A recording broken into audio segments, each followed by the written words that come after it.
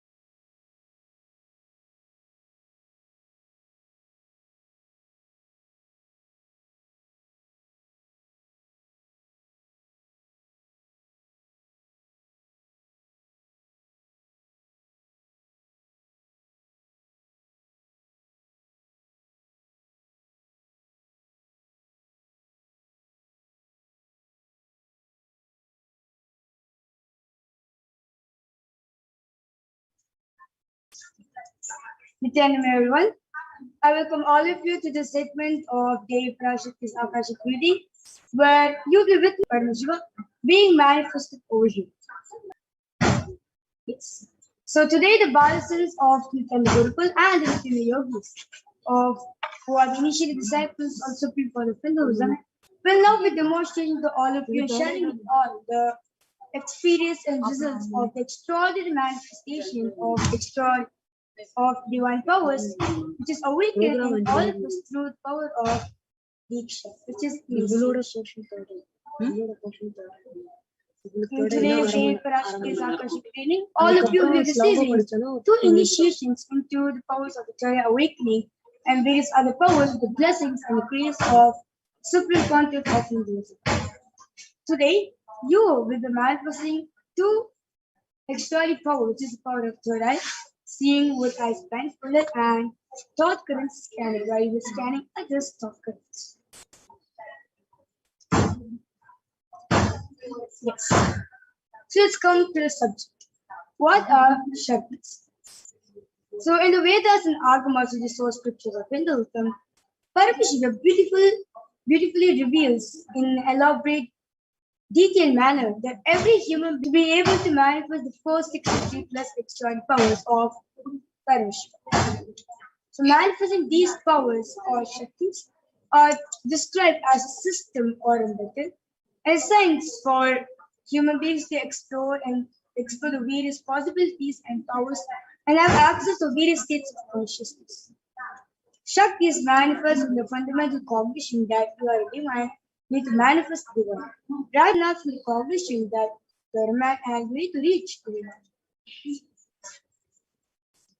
So, what are Shaktis? Shaktis expresses from the space of enlightenment, a side effect of feeling connection with the divine and high integrity with the Guru, the Master. Shaktis are source of enlightenment, whereas Siddhis are the powers that manifest the tapas or parents for enlightenment. Siddhis are the path of enlightenment.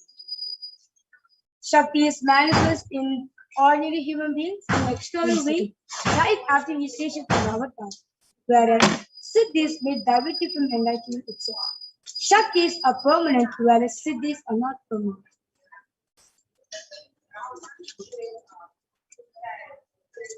So, who are the source of all these Shaktis?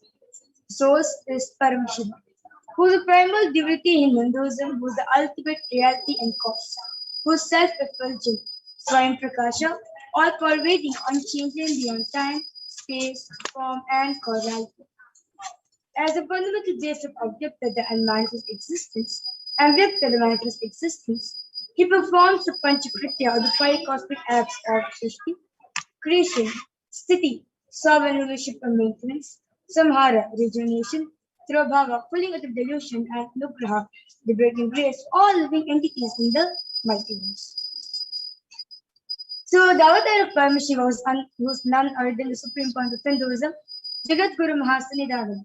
His divine holiness, Bhagavan Nithyananda Paramashivam, is the 1000th living incarnation and representative of Paramashiva, and the reviver of Kailasa, which is the ancient enlightened Hindu civilization formation, the great cosmic godless revelation. Ever since the beginning of the civilization, the Sanatana Hindu Dharma, which is Hinduism, has been a cradle for the enlightened beings and highly advanced sciences. It was where the sense of enlightenment and powers was lived and taught as a lifestyle for each and every one of us in our daily lives. For the first time in modern day, the Supreme Court of Hinduism is reviving these yogic sciences and it to the world at a record-breaking, never accomplished ever before. So you can see the parampara, how the science of power manifestation, the knowledge of these sciences has been transmitted through from one generation to the next through the power of initiation or diksha by the enlightened ones. So Swamiji, being recognized as his incarnation at a very young age, was trained and taught into these sciences so that he can revive and initiate millions to these knowledge and a process for billions to manifest the science of manifestation from the discipline of Vedanta, Tantra, Sri Vidya, Yoga, Yogic powers, Mantra Shastra, Siddha Vidya, science of Aushara, Advaita, Bhakti Yoga, Paramashivoham, and ultimately Paramashivoham. All of us will be having this question: how do you awaken this divine powers in all of us? Well, it is as easy. This is just an initiation from another, where every ultimate truth, jnana, mapped into your consciousness, which is prajna, manifests as a power and possibility of every being, which is prajna. So now we'll be watching a short clip on what exactly is Diksha. Diksha, look, or mantra, just by word and a word. So let's now watch a short clip on what exactly is Diksha and what are its various parts.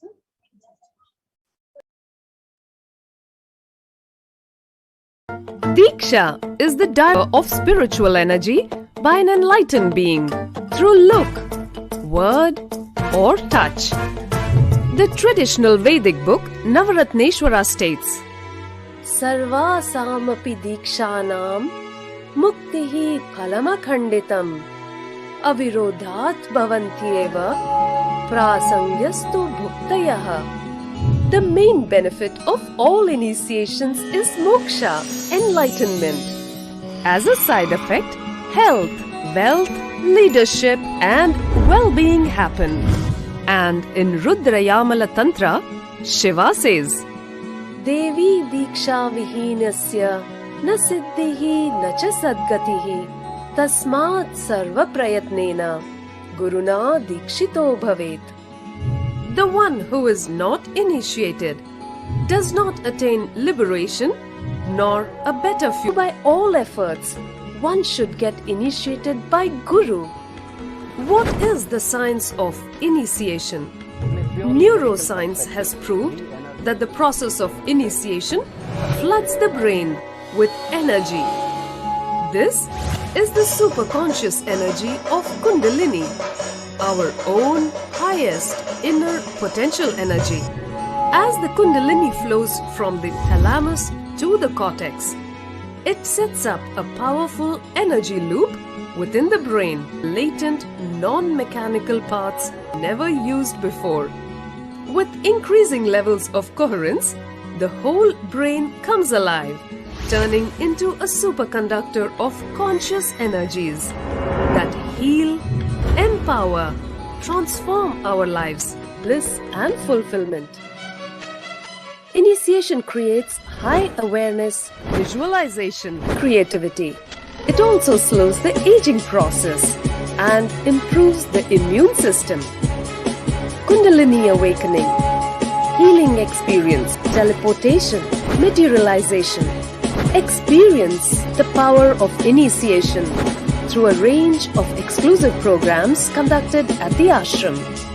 Nithyananda Dhyana.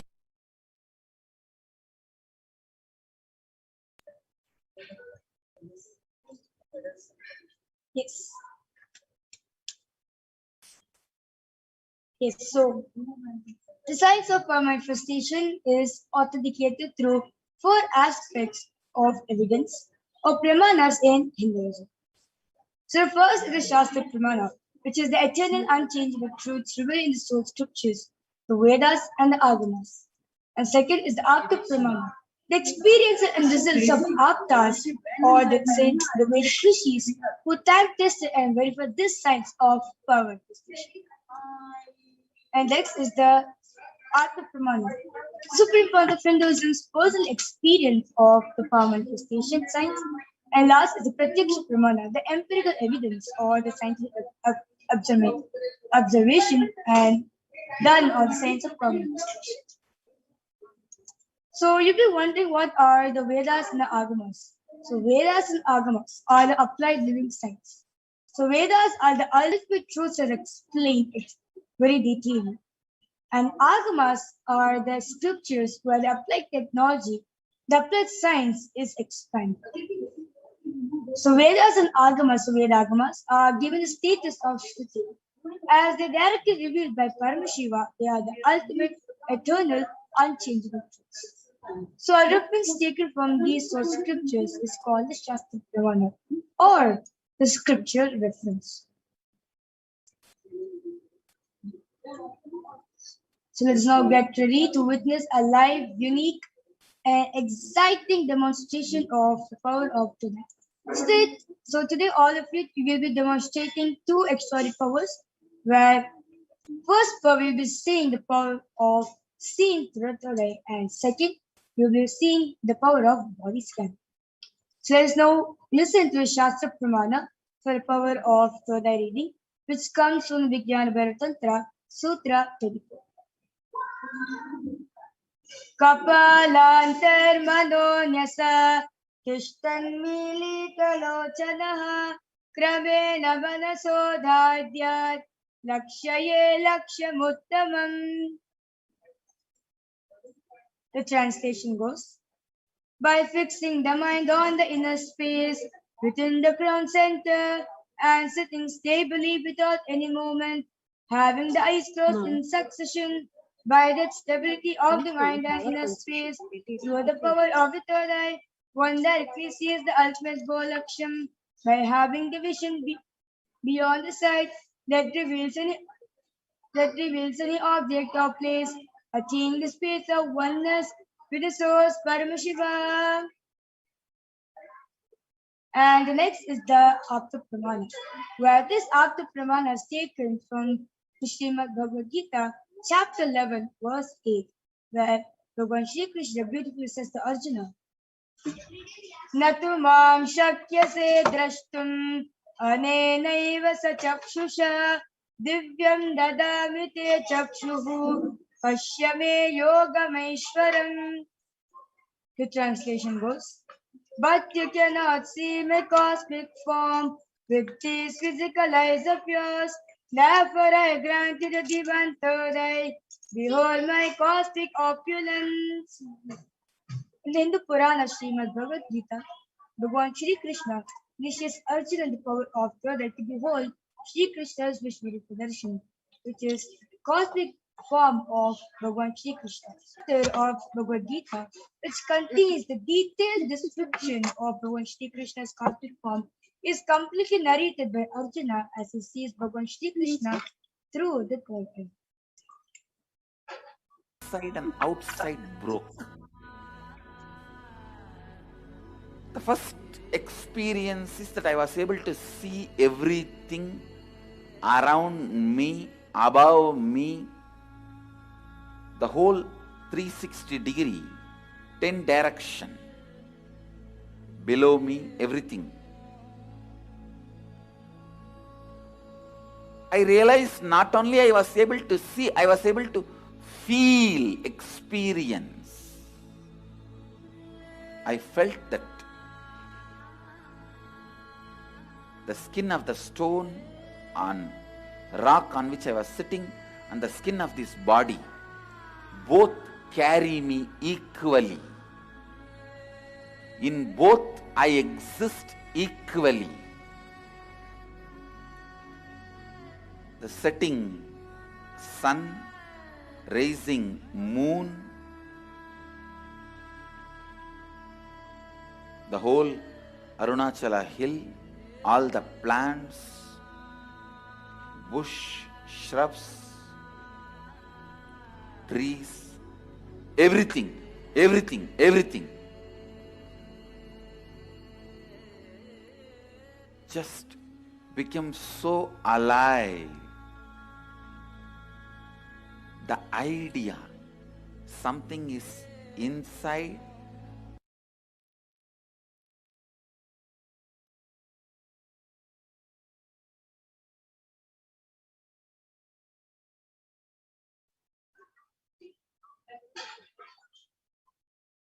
And yes, next is the Pratyaksha Pramana, the empirical evidence done, the scientific experimentation done on the science of power manifestation. So the study measures and compare the metabolic cell activity of the brain in conscious and meditative states using the positron emission tomography, the PET. So you can see over here this picture of Swamiji. So they did the test on him. So they concluded that when he was doing the daily activities, high activity is present in the brain where the third eye is located, and when Swamiji is in deep state of samadhi, only the third eye region is active and alive, and almost 90% of the brain is at peace. So let's now witness a live Sakshi Pramana done for the power of both, done for the power of third eye reading, done by the Balsons of Nithyananda Paramashivam after a short.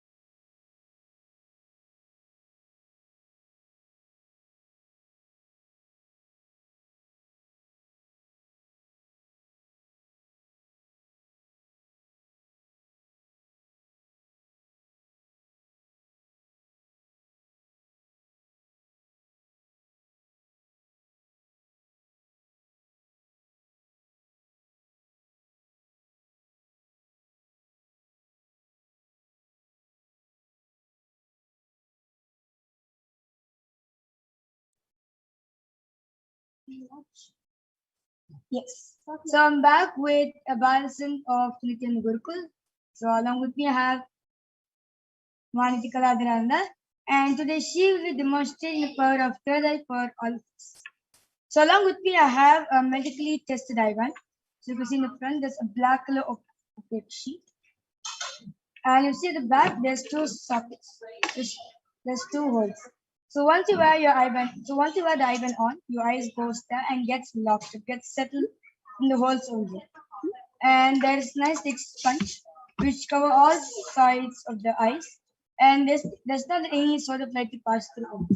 So basically this type of IBAN is designed for people who is suffering from disease of insomnia as they have a problem where they can't sleep with brightness. So they've designed this. So they've designed this IBAN for them. So now I will unstrap the IBAN and we put the IBAN on my color.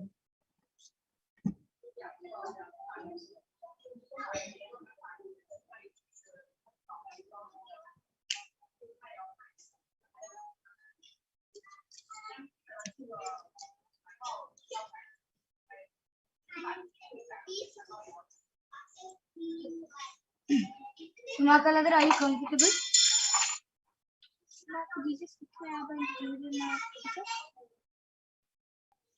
Yes. Now are you comfortable? Yes. So during this whole demonstration of the third eye, Ma Kaladra will not be touching the IBAN, and if she wants any adjustment to be done, she will request me, and I'll be doing it. I'll be doing the adjustment for her. So now I request Ma Kaladra, I request you turn to your right, left, up, and down. So you can see that the IBAN is completely glued to Ma Kaladra's eyes, so there's no way light can pass through in this IBAN. And yes, so now all the viewers who's watching us live right now, I request you to post anything you want, either emojis, letters, numbers, sentence, anything you want. Ma Kaladra will just read for all of you in just in few seconds. So now I request the YouTube comments to be projected.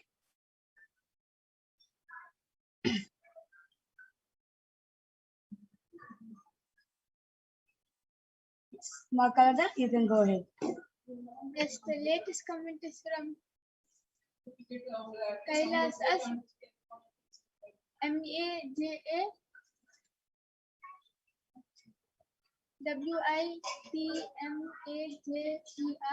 He has posted "Welcome to all, blessings" with a namaste emoji and a pink color heart with 5 diamonds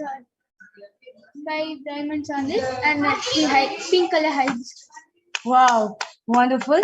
Yes. And the previous comment is from Nithyananda Dev, and he has posted Om Nithyananda Paramashivoham. And the previous comment and the comment before Nithyananda Dev is from CRISPIANESILBA, has posted a namaste emoji, a trishul emoji, a om emoji with om in white color and a swag in purple color and a fire emoji and a red color heart emoji. I request the YouTube comments to be scrolled up a bit.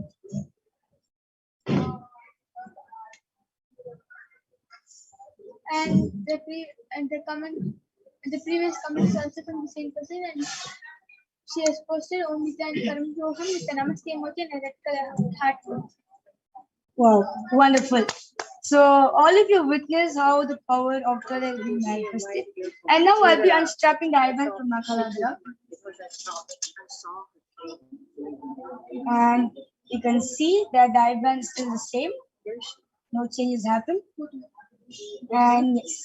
So with this, simply moving ahead to the next power, which is the power of body scanning after a short break. So all the viewers in the meanwhile, if you want a body scanning, I request all of you to go to YouTube channel and post a comment that you want a body scanning, and the yogis will be doing a body scanning for you. Yes.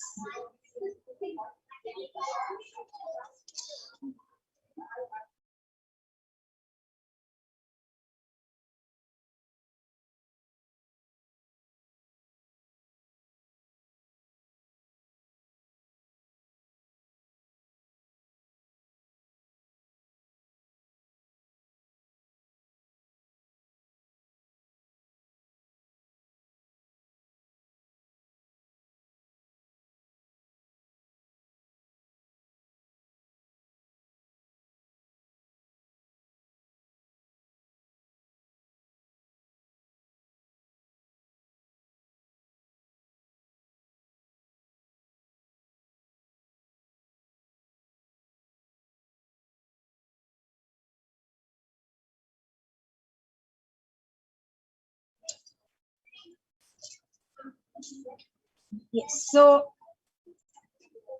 in this power of body scanning, so the initially disciples of the Supreme Path of Hinduism will have the ability to scan and reveal all of you the illnesses, diseases, medically diagnosed issues, and provide you the solutions through that awakened product. So listen to the Shastra Pramana for the power of body scanning, which is taken from the Vijnana Tantra, Sutra 54. स्वदेहे जगतो वापि सूक्ष्म सूक्ष्मतराणि च तत्त्वानि यानि निलयं ध्यात्वान्ते व्यज्यते para. The translation goes: cognizance deeply from the subtle to subtlest constitutive principles of your whole body, Swadeha, or of the whole universe, simultaneously consists of the essential reality. They have been absorbed in the source cause Paramashiva. By the experience of such awareness, one becomes complete from all thoughts, and the ultimate universal divine power, Paradevi, Adi-Shakti, is revealed, and the supreme power manifestation happens. The next is the Apta Pramana, where this Apta Pramana is taken from the very own life of a Siddha named Teraya. Teraya was a Siddha and one of the most prominent disciples of sage Agastya. One day, a man suffering from severe headache comes to Agastya for healing. Agatha uses the power of body scanning and identifies the root cause of the headache. He reveals there's a small tip of tere, a type of rock, which is sitting in the person's brain. Agatha immediately instructs Tere, his disciple, to perform an open heart surgery and remove the frog. After surgery is completed successfully, the person is healed and cured of the headache, and thus the disciple gained the name Tere. And next is the Atma Pramana, where Swamiji uses this power of body scanning in his very own life when he had the multiple compound hand fracture. He was forced to go for surgery and therefore medical checkup repeated. At that time, they detected heavy metal quantity in his different organs. It was revealed that I had been poisoned with an organ. Swamiji immediately used diagnostic method instead of medical facilities to study the body condition due to the poisoning. Through the power of body scanning, Swamiji found out what the problems, imbalances had happened and why the balances had to be there. He used allopathy as a second opinion to verify his findings. And last is the Sakshya Pramana, where various disciples who've been initiated in this power of body scanning have been manifesting this power in their day-to-day life and could see a tremendous transformation in their life after manifesting the power of body scanning. And let us now witness a live demonstration done by Nithyananda yogis and the Basins of Nithyananda Gurukul of the power of body scanning after a short break. I'll be right back in a few minutes.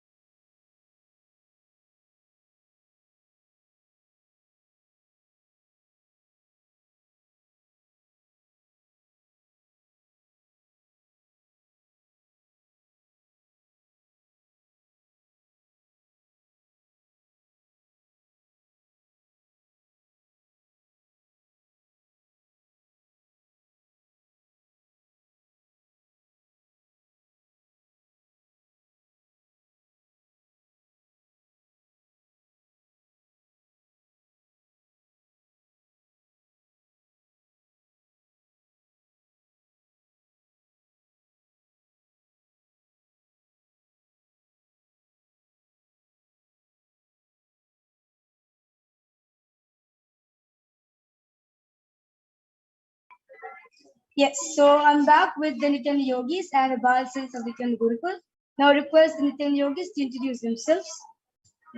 Nithyananda, my name is Ma Paramapriyananda. Nithyananda, my name is Madhvi Jeshananda. Nithyananda, my name is Madhvi Jeshananda. So today all three of them will be demonstrating the power of body scanning for all of you. So now I request the comment section to be projected. Yes. So Kailasa's Vaja with nature has requesting a body scanning. Thank you. Yes, so Ma Vijesha will be doing body scanning for you. And Vikrant Wag has posted, can you please remove disturbing thoughts from my mind and heal my insomnia? Yes, so Ma Parvapriya will be doing for you, Aya.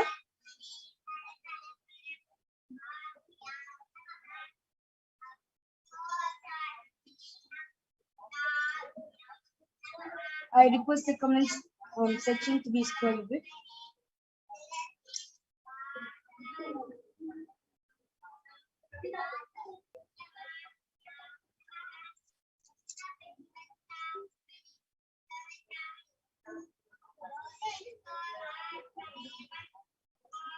Okay, so meanwhile, both the Nithyananda Yogis do the body scanning for the participants. I'd like to ask a question to Majesha. So Majesha, how do you feel like when you do this power of body scan? First of all, manifesting powers are really amazing. It's something unheard of. Yeah. Like you all might have, you all know. Like it's just shown in the movies, yeah. Yeah. So it's something that only superhumans or heroes possess, but we being the Nithyananda Yogis also have these powers. And it's really amazing to have these powers. Number one, it's about how reviving Hinduism back, how ancient people, ancient Hinduism, how people lived in that kind of an enlightened ecosystem where they were self-sufficient in all aspects, from their lifestyle and manifesting powers, and they just had it all, right? Yeah. So reviving that back is another great thing, and at the same time, Swamiji initiating millions across the globe to manifest this power is also another great thing. So yes, it's Ma Meenakshi has commented, Nithyananda Ma, can you please scan my eyesight and tell me what can I do to improve? Yes, so Ma Meenakshi, Majesha will do the body scan for you. If the Nithyananda Yogis are ready, they can go ahead and share. Nithyananda, I was doing a body scan for Vikrant Bhag. Aya, this is for you. Swamiji revealed through the third eye that all your disturbing thoughts are only because you have with you, and that is why these thoughts are coming.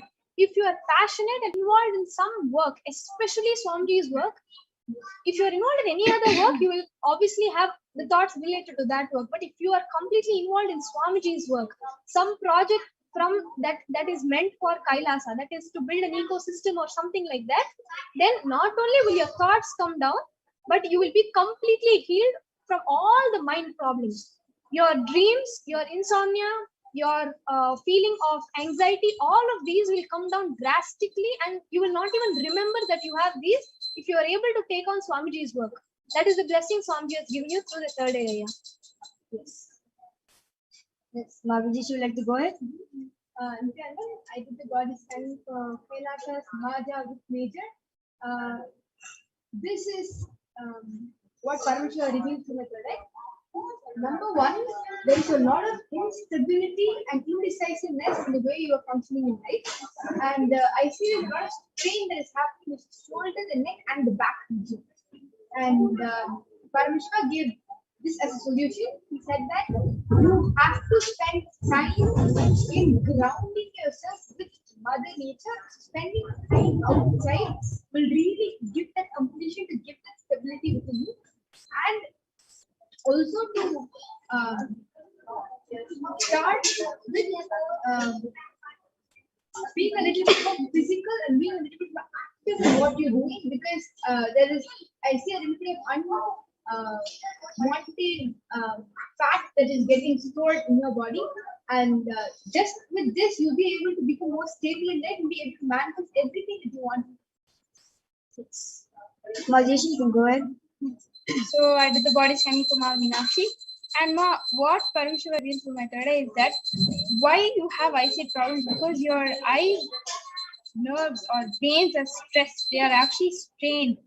So that's why whenever you have to put more effort in looking at something just near to you, right? It's always a little blurry because it's naturally strained and stressed, and you are also having glasses.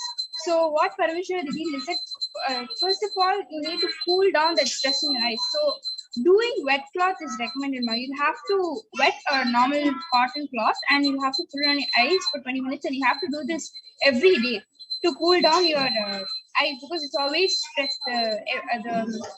The veins are always stressed. That's why you're having these eyesight problems or not able to see properly near or far. You're always having this issue. And another thing Parameshwar revealed is that you can also start putting these eye drops called Elanir Kolambil. It is actually an Ayurvedic eye drops. It's called Elanir Kolambil.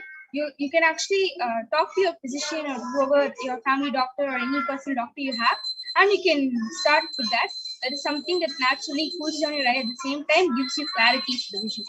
So this is what Parameshwar is doing. And also for eyeglasses, before especially like you're saying we're not able to breathe down.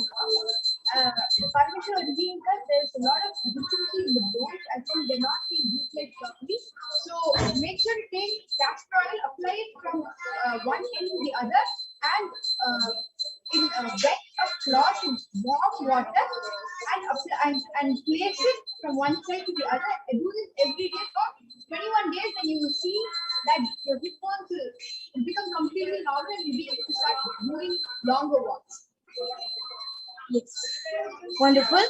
So, due to the interest of time, we won't be attending to some of the YouTube comments over here. And with this, I would like to conclude this segment of the Parashakti's Akashic reading, where you have witnessed in how the powers of Paramashiva are being manifested.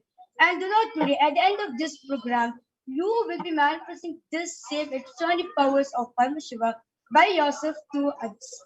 So stay tuned for that. And with this, I would like to move on to the next segment, where you'll be learning on who is the Parashakti and what are her various qualities. Thank you, Nithyananda.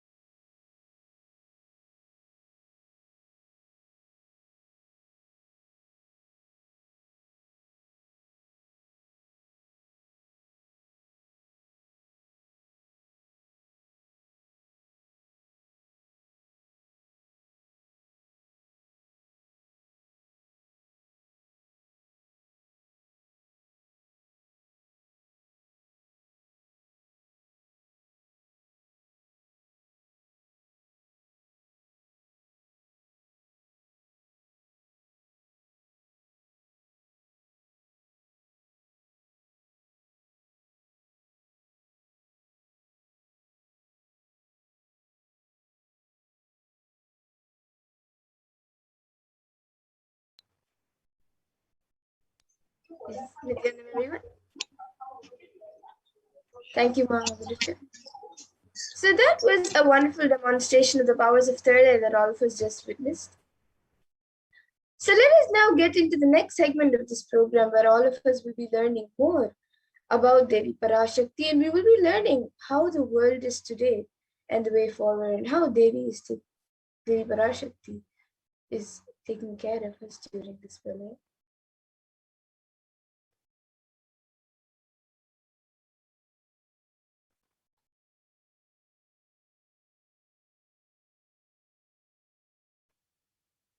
So per day, an additional 0.002% of the population is getting infected by COVID-19.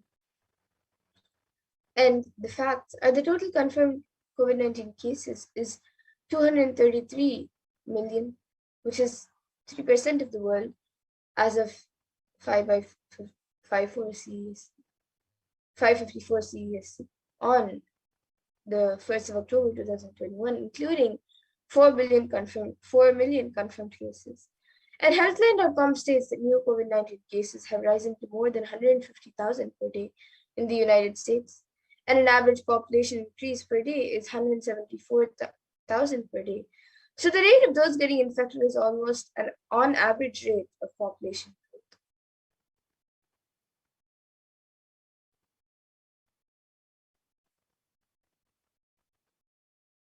And the total confirmed COVID-19 cases is 3% of the population and is rising daily at all times.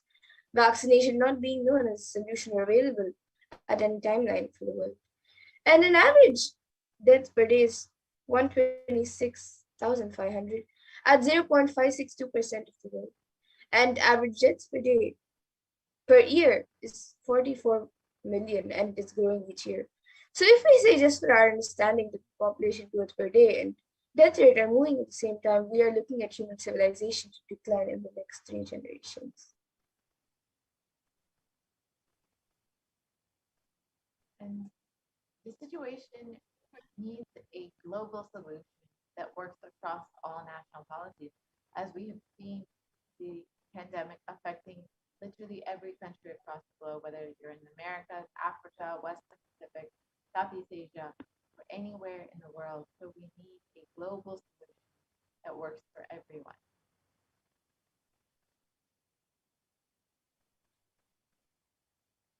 And according to the United Nations, a new scientific report from the Intergovernmental Panel on Climate Change warns that we are on a crash course towards catastrophe if global temperatures are allowed to rise. The window to slow or even halt some of these worsening impacts is rapidly closing. And a few immediate precautionary methods that all of us need to take is to protecting ourselves by being in quarantine. Follow the local government's guidelines, and regulations. But even if this happens, the effect on our survival needs like food, clothes, shelter, especially the less privileged whom we call poor, for whom resources are not immediately available, is unknown. So what is the karma that caused COVID-19? In the Brihadaranya Upanishad, 4th Adhyaya, 4th Brahmana, the 5th mantra, it defines karma as Yatakari yatachari tata bhavati sadhukari sadhu bhavati papakari papi bhavati punya punyena karmana bhavati papa papena. And the translation for this verse is as it does it and acts. So it becomes by doing good, it becomes good, and by doing evil, it becomes evil. It becomes virtuous to good and acts, and vicious to evil acts. And it is our greed that has made our greed to make life comfortable and luxurious that has caused so much of damage to the environment and our ecosystems. 83% of wild mammals have become extinct due to human civilization since the rise of human civilization. 80% of marine mammals have become extinct. 50% of all plant life and 15% of fish have become extinct due to the rise of human civilization. And stopping the idea that the whole planet Earth belongs to only the human race will only save us. And we have forgotten that we share the world with others. So let us now set a trend of moving to a nature-based lifestyle. Let us stop torturing and killing animals. Let us drop the idea that planet Earth is exclusively for us.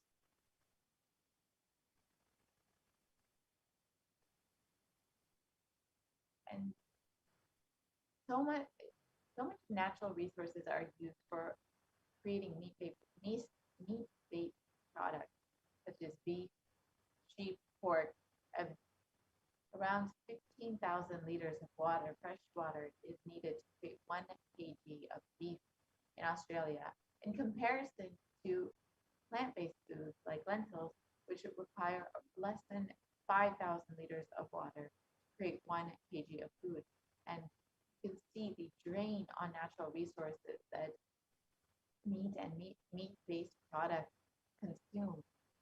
Let us stop this karma. When you kill animals, when you keep the livestock and kill animals, you not only disturb the environment, you disturb the ecosystem by reducing pain and suffering.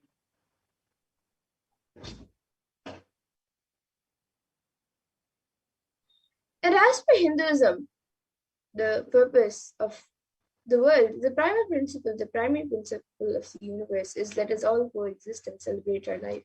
Ahimsa Paramo Dharma. Non-violence is the ultimate natural law of life.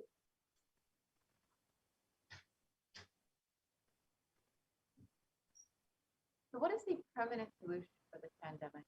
Let us stop all actions of anger, lust, greed, pride, jealousy, and delusion. Let us move back to the Hindu lifestyle, the Hindu way of living, the lifestyle of apigraha, asteya, ahimsa, and the lifestyle of non-stealing, living with non-violence. And every crisis that humanity faces, Hinduism has found solutions. Hinduism is a religion which has seen at least 5 complete wipeouts of the planet Earth and the wiping out of the civilization. And we have the knowledge and we have recorded and documented every time that the civilization was wiped out and how we have rebuilt it.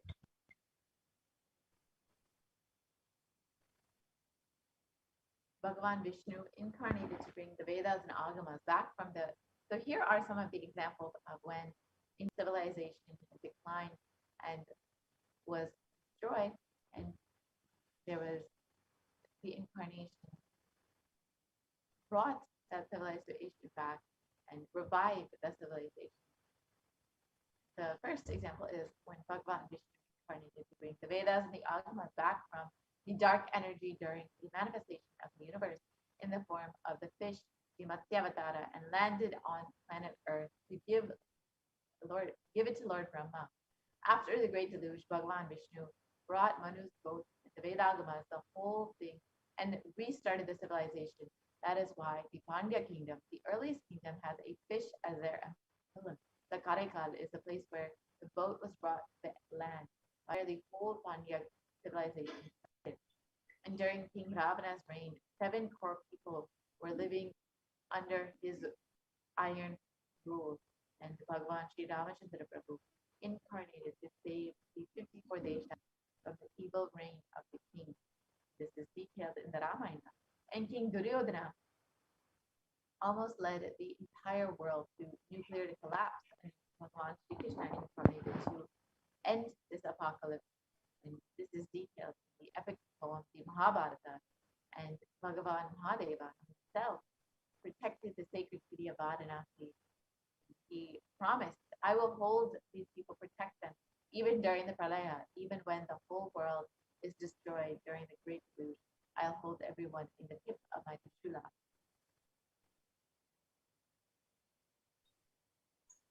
And in the Upanishads, the rishis celebrate the half-moon incarnations who come down to liberate people from crisis. So in the Taittiriya Upanishad, chapter 3, Bhrigavali, section 10, the rishis sing and dance in the ecstasy of the enlightenment and Kundalini awakening. And they chant, Ha-vu, ha-vu, ha-vu, ahamannam, ahamannam, ahamannam, ahamannado, ahamannado, ahamannadaha.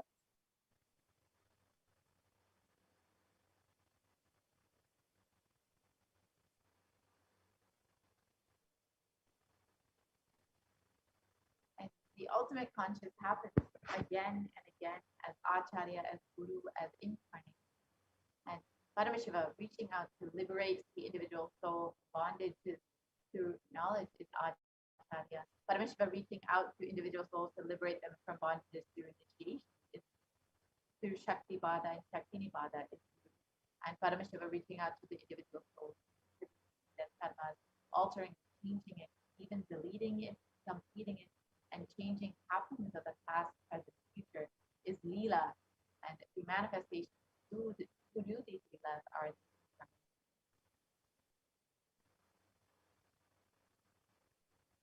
And in the Bhagavad Gita, Bhagavan Krishna also promises, Yada yada hi dharmasya glane bhavati bharata, abhyutanam dharmasya tadatmam, which means whenever there is a decline in individual consciousness, the collective unconsciousness increases. To establish the righteousness of the eternal consciousness, the science of eternal bliss, Dharma samstapanarthaya, I myself appear, millennium after millennium, sambhavami again.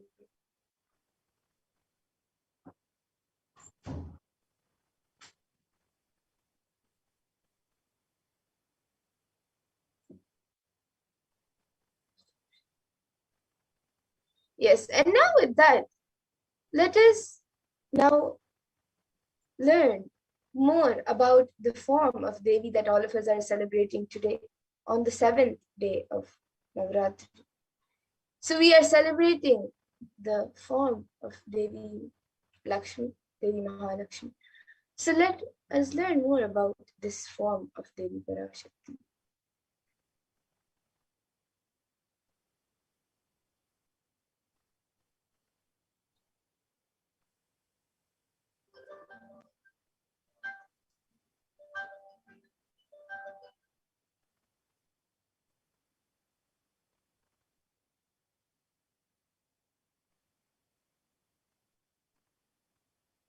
So in the Devi Mahatmya chapter 12, verse 13, there's a verse, the verse says, Sarvabada vinirmukto dhanadanya samanvitaha manushyo mad prasadena bhavishyati na samshayaha. And the translation is, Mata says that man will be free from all barriers with my offerings and will be full of money, grain, and children. There's no doubt in this.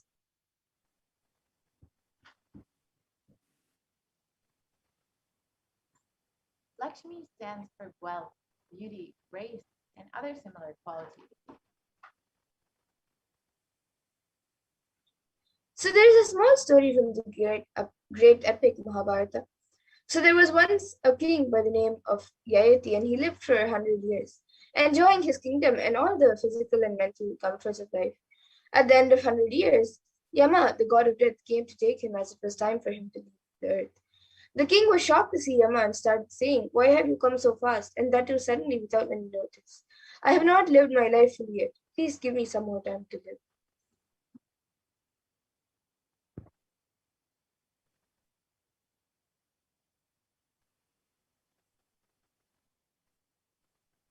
You can move to the next slide, please.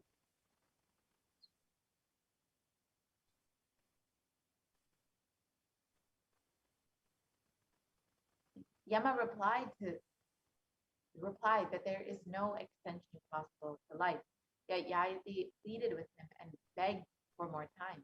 Yama finally conceded that if any of his sons were ready to give up his life for Yayati, then the king could live for that much more time. A pleased Yayati called out for one of his sons and asked him to give him some time of his life.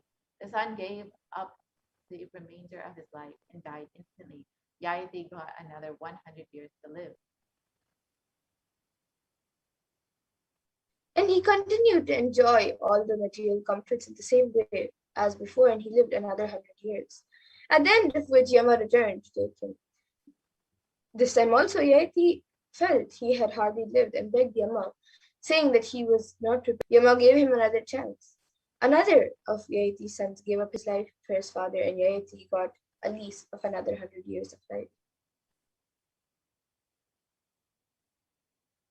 Now, after Yayati enjoyed the next 100 years, Yama came back to take him. This time also Yayati asked for more time, but Yama refused to play the same game again. This time Yama instead gave Yayati a beautiful teaching in just a few words. Can you put a fire out by pouring oil into it? So the Mahabharata says that Yayati at the moment experienced Lakshmi, the goddess of wealth, in his being. He finally realized the truth and rested at the feet of the divine.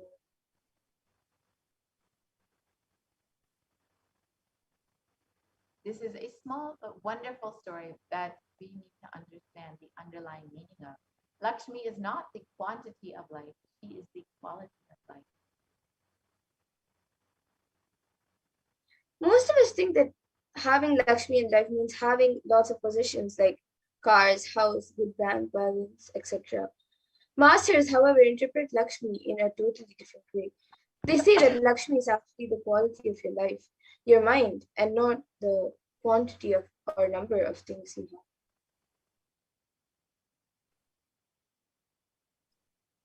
The story about the origin of Lakshmi is also representative of this fact. When the ocean of milk was churned by the Devas, the demigods, and the Rakshasas, the demons, using the Meru mountain from deep inside the ocean, Lakshmi emerge. This is actually a metaphorical representation. When the milk ocean of the mind is turned by the mountain of pure awareness, it raises the quality of your life in the form of Lakshmi.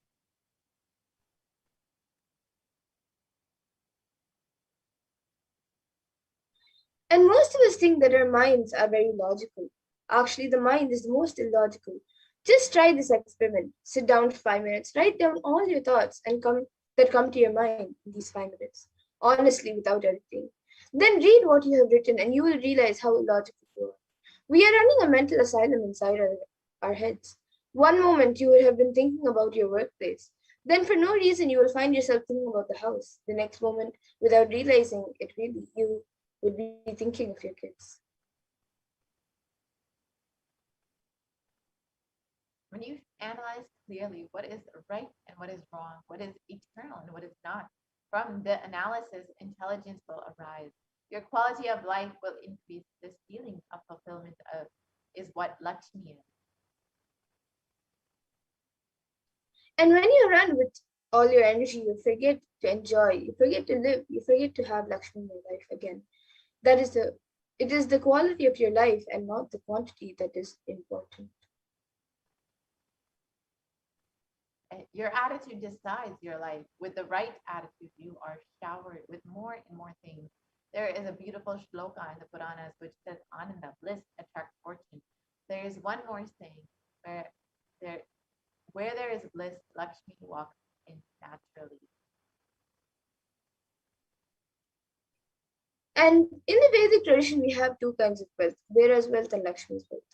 Kubera's wealth means he will accumulate and hold. Neither he will enjoy nor somebody else can enjoy.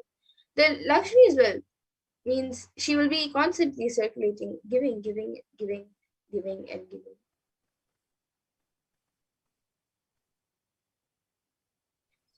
And the very word Lakshmi in Sanskrit means increasing the TQ. When you increase the TQ with the same house, you will feel more comfortable.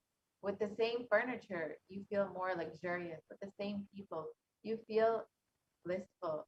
With the same situations, you feel joyful. Actually, Lakshmi is added when you increase the TQ of when you increase of course, because of your right decision making, wealth will also be added. The moment TQ becomes big, your car becomes big, your bungalow becomes big, your life becomes big, everything becomes big because of your decision making power, because of your clarity. That's true. Apart from that, your being, your Lakshimitva, the quality of being Lakshmi, the capacity to enjoy wealth consciousness will just increase. Increasing the TQ is what I call creating affluence. And Yaksha means who possesses wealth, but neither enjoys nor let others enjoy. Lakshmi means who keeps currency moving, who enjoys and lets others enjoy.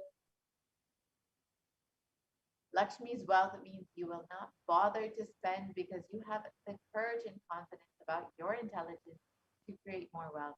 So allow it to flow through you. And feeling insecurity is the wealth of Kubera. Feeling secured to enjoying wealth is life of Lakshmi. Lakshmi is an energy field like a satellite. Ganesha is an energy field like a satellite. If you tune your brain to that satellite, you can receive their energy and blessings. When you stop hating work, when you stop hating planning, suddenly you will see Lakshmi as a blessing to you. You are working only for $1 million, but suddenly opportunities will come, which will shower you $1 billion. I'm not teaching you the positive thinking theories. I am stating the facts. And the power of thinking is Lakshmi. In one moment, you can make anything look like God. Within next moment, you can make anything look like a demon in your life. Please understand, if you bow down, even a small stone can become a God. If you are afraid of even God, if you are afraid of Even if you're afraid, even God will look like a devil. Self-drive is Lakshmi. Self-drive is the ultimate wealth, ultimate asset anyone can accumulate, that anyone can acquire. And thoughts by themselves are like Lakshmi wealth. With the right way of applying it, you can just manifest wealth without manipulating. Adi Shakti is worshipped by Mahasaraswati, Mahalakshmi, Mahadevi, who are not the wives of Brahma, Vishnu, Rudra. No, when who is feminine? Who is feminine source of Brahma, Vishnu, Rudra? Abundance should be making you more active. Only then it is Sri Devi, it is Lakshmi, it is wealth. Abundance is activism. Responsible activism is abundance. Ferociousness with your body is Durga. Ferociousness with your words is Saraswati. And ferociousness with your mind is Lakshmi. So now let us see Devi Parashakti's divine play, a Leela from the Devi Mahatmya to the Chandi Sutram in the Devi Mahatmya.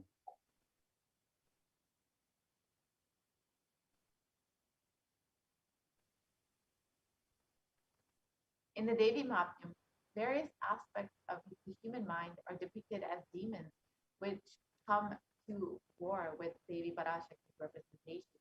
When the demon Durmalochana, brute force, fails, Shumba loses all reason and sends Chanda and Munda with a huge army to bring back that vile woman in any way or in any condition whatsoever.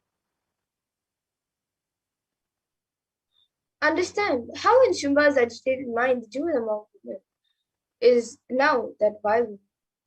What was once so desirable is now the cause of his misery, and his desire now is only for the trump of his own will.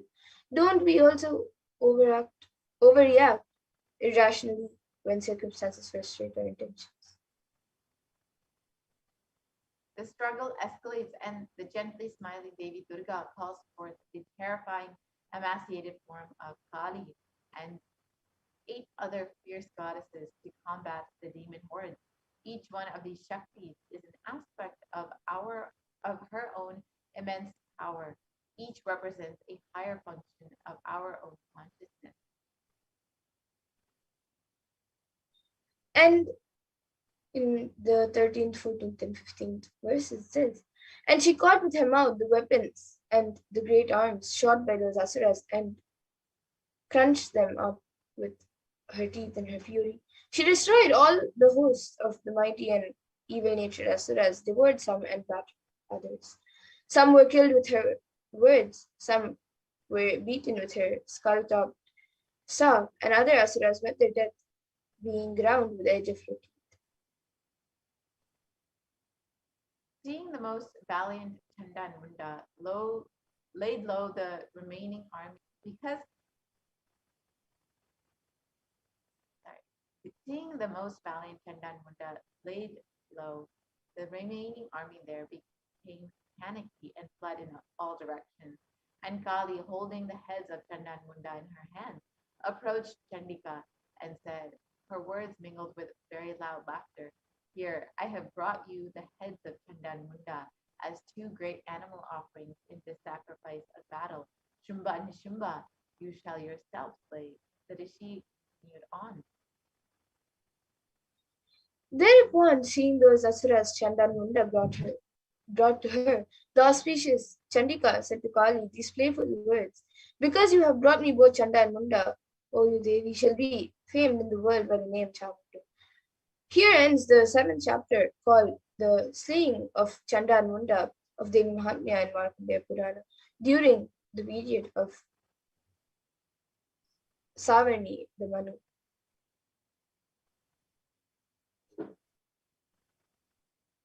So this story from the Devi Mahatmya describes and reflects the demons in our own lives, the demons in the Chanda and Munda and Shumba and Nishumba represents the demons in our own lives. and this century, most of us are operating out of anger and rage under such a delusion that we start hurting those that we desire. And most of the decisions that we make every moment, we make unconsciously. We take thousands of decisions unconsciously in a day, whether it is thinking or talking or doing. It is done unconsciously without awareness. That is the reason we are not able to connect the cause and the effect that happens in our lives. We always think we have been dished out unfair results. We are blissfully unaware that it was we who caused these effects. We made it happen by way of unconscious living and ended up incurring this karma. So there is a way to again and again remind ourselves not to collect karma and to live without the influence of earlier incurred karma. The first step is to have a clear understanding that karma is powerless in the presence of an incarnation. Devi Parashakti has happened just to liberate us from this karma. Somewhere this karma chakra needs a new energy, inspiration, understanding, and possibility. If you are always stuck with this action-result cycle, you will never be given a chance to taste the possibility. The taste of possibility can be given to you only when the divine intervention happens. Mahadeva intervenes in your life in the form of Guru. He assumes the form of the Guru just to liberate people from the karma chakra, give inspiration, joy, bliss, and cause miracles and enlightenment. So initiation means the ideas and knowledge or the clicks that brings you out of these depressive thoughts that bring you out of the influence of your karma. So now let us understand the Supreme Consequence of Nithyananda Paramashivam as the Nijavatara of Parashakti herself.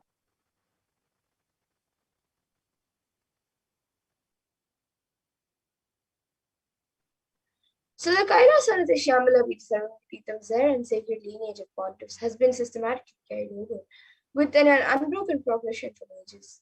The chosen emissaries of Bhagavan Paramashiva and Devi, who are the Guru Mahasannidhanams of Kailasana of the Shyamala Peetham, are the direct representatives of the cosmos.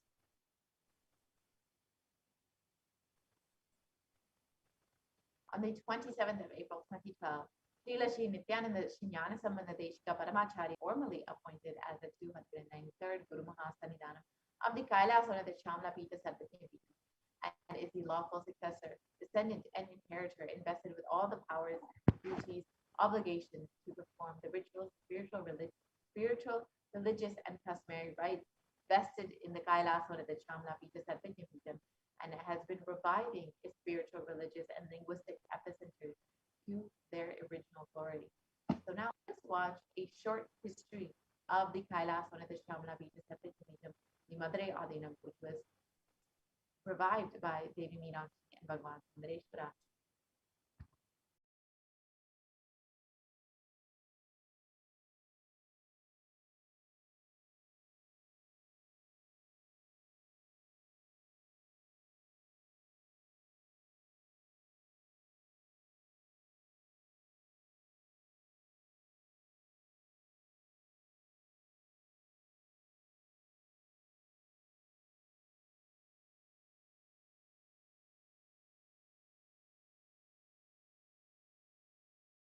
The ancient temple town of Madurai in southern India boasts of a 2,500-year-old history of spirituality.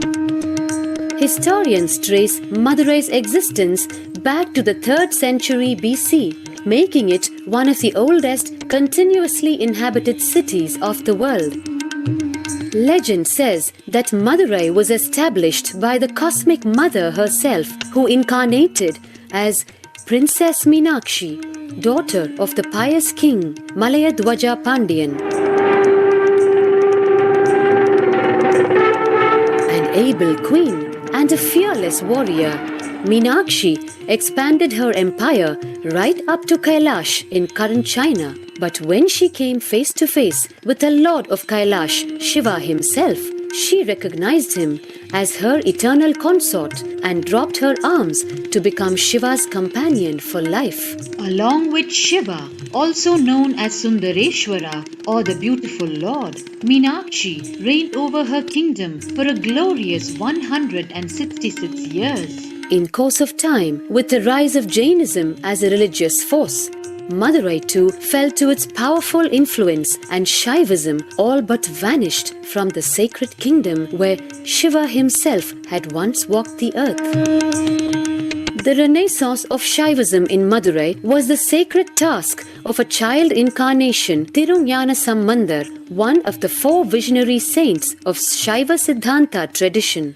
The story goes that as a baby, Tirunjana Sambandar was once nourished by the milk of enlightenment from the cosmic mother herself.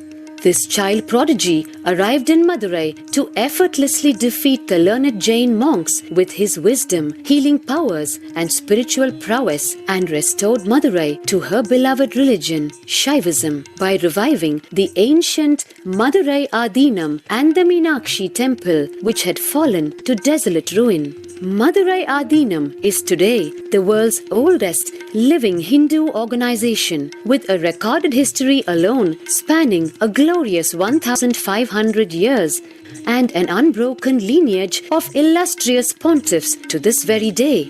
Over the centuries, Madurai Adinam has been patronized by the likes of Tipu Sultan, Robert Nobili, and the poet saint Vallalar.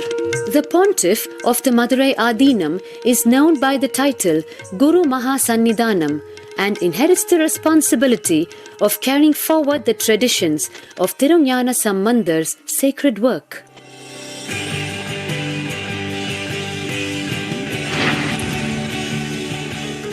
On 27th April 2012, a new era began in the history of Madurai Adinam. The 292nd Pontiff, Sri Lashri Arunagirinatha Jnana Sambandha Desika Paramacharya Swamigal, guided by intuition and inducement by Lord Shiva, coronated a charismatic young saint as the 293rd Pontiff of the Madurai Adinam. An accomplished yogi, a pragmatic social visionary, and an adept in mystical sciences, His Holiness Paramahamsa Nithyananda is revered as a divine incarnation by millions worldwide. Within weeks of his ascent to the sacred throne, he brought about sweeping changes to the Adinam, including the renovation of the ancient monastery, Annadan, free food for thousands every day, free medical camps, yoga classes, scriptural study, spiritual healing, and meditation programs. The traditional Adinam now has a website, and thousands participate in the morning worship and spiritual talks via live streaming and two-way video conferencing. Vast properties belonging to the Adinam are being reclaimed from illegal encroachment. Its numerous temples are being restored to sanctity, and the neighboring villages are being adopted, with basic amenities, education, and medical care being provided for all. His Holiness dreams of an authentic Vedic Renaissance for which India has already waited too long. Here, I take the commitment making Madurai Adinam as an international religious organization.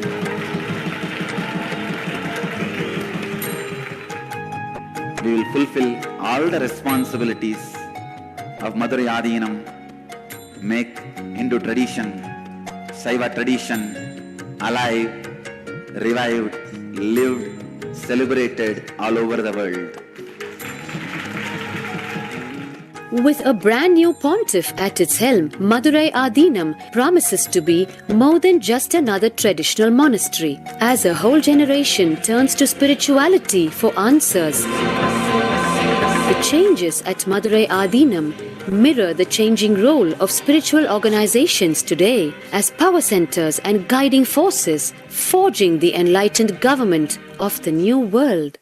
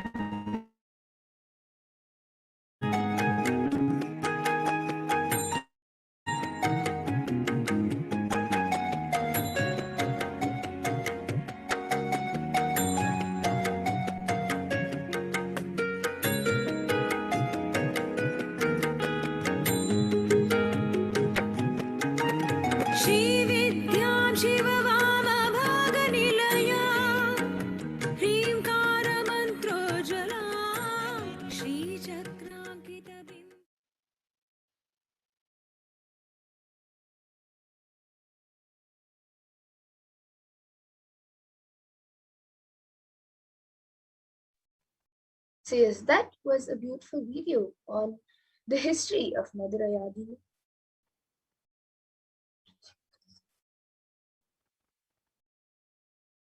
So let us now see many more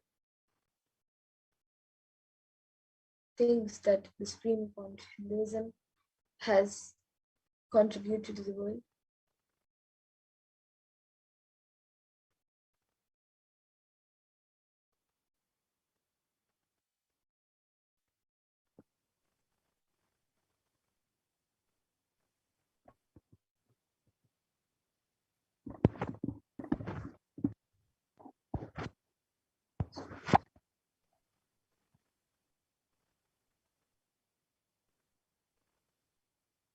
So the 292nd Pontiff of Madurai Adinam, Sri Arunagiri Nyanasamanteshka Paramacharya Swami, is the predecessor to the Supreme Pontiff of Hinduism in the esteemed Guru-based tradition of the Kingdom of Kailasa and the Dwadashanta Shyamala the Sarvapitham, the Madurai Adinam since 2012.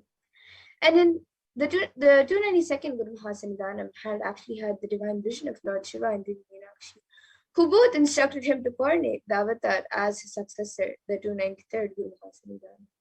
And the historic record of Madurai Adinam introduces the successor as the Supreme Pontiff of Hinduism. And on YouTube, a video is also available of the 292nd Guru Mahasanidanam, who has spoken about the 293rd Guru Mahasanidanam, the Supreme Pontiff of Hinduism.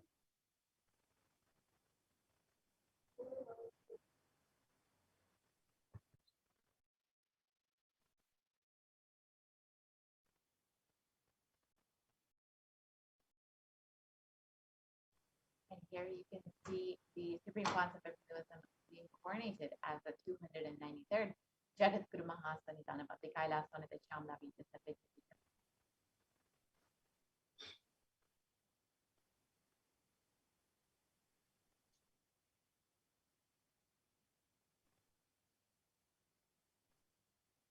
And here you can see as the Supreme Pontiff of Hinduism being coronated as the Guru Mahasanidanam of the Kailasvanatha Shyamala Vita Sarvapitham, the Madurai Adinam. He is visiting various other temples.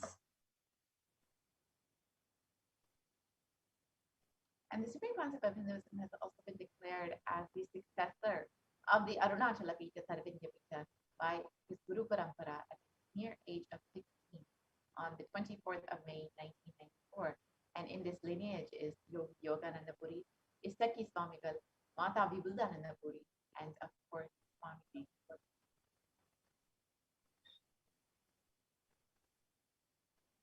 And the Supreme Pontiff of Hinduism founded the mission of Nithyananda Sangha to revive Kailasa internationally at the age of 21 in 1999.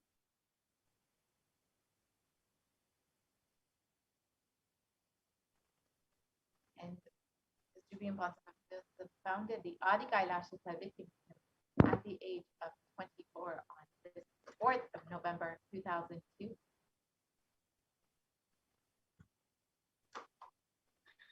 And the Supreme Pontiff of Hinduism was declared as the successor of Bhagyanagara Sri Prasadapitam at the age of 26 on the 1st of January 2004.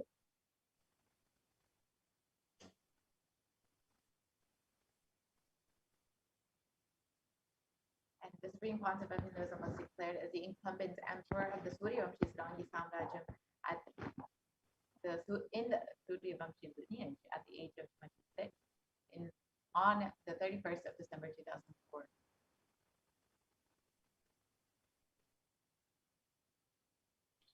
And the Supreme Pontiff of Hinduism is the reviver of the Adi Pallava Savagnapitam at the age of 29 in 2007. And the Supreme Pontiff of Hinduism has been coronated as the successor of the Kashi Sarvapitham at the age of 30 in 2008.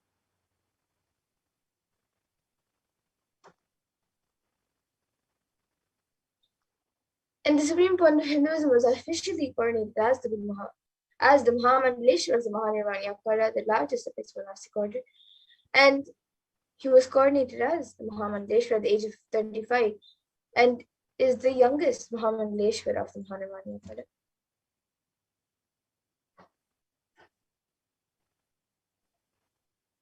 And the Supreme Pontiff of Hinduism has been declared as the Acharya Mahamandaleshwara of the Atilakada, the oldest monastic order in Hinduism, by the Acharya Mahamandaleshwara Devanandaji, and then the then incumbent emperor or spiritual head at the age of 35.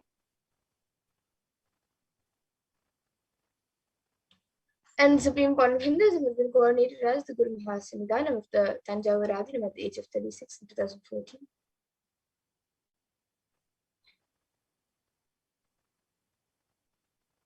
And Supreme Concept of Hinduism has been coronated as the Guru Mahasanidhanam of the Durga Adinam at the age of 36 in 2014. And the Supreme Court of Hinduism has been coordinated as the Guru Mahasanidhanam of the Vedaranyam Adinam at the age of 36 in 2014. And the Supreme Concept of Hinduism has been coronated as the Guru Mahasanidhanam of the Dharma Mukti Sparigapura Adinam at the age of 37.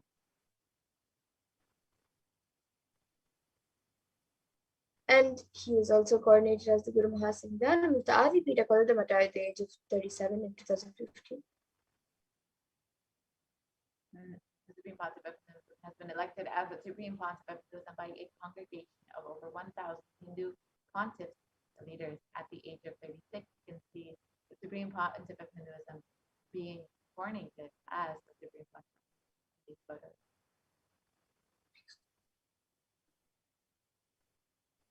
And the Supreme Court of Hinduism is revered as the most prolific and most viewed guru in the digital world. And he is read and watched by 1 million plus followers in Hinduism.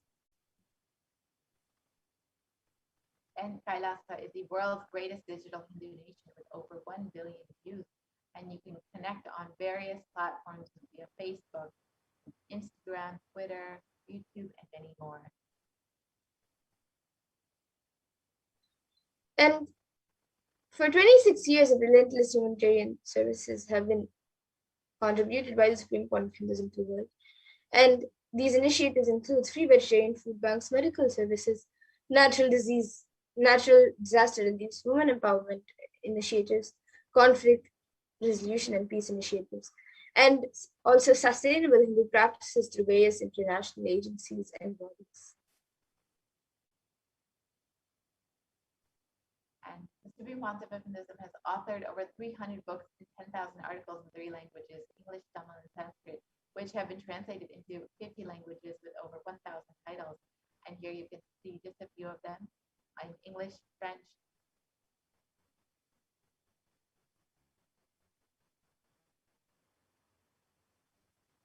Here you can see Tamil and Spanish as well. And over 20 million copies of books and articles have been sold, read, and downloaded by millions around the world.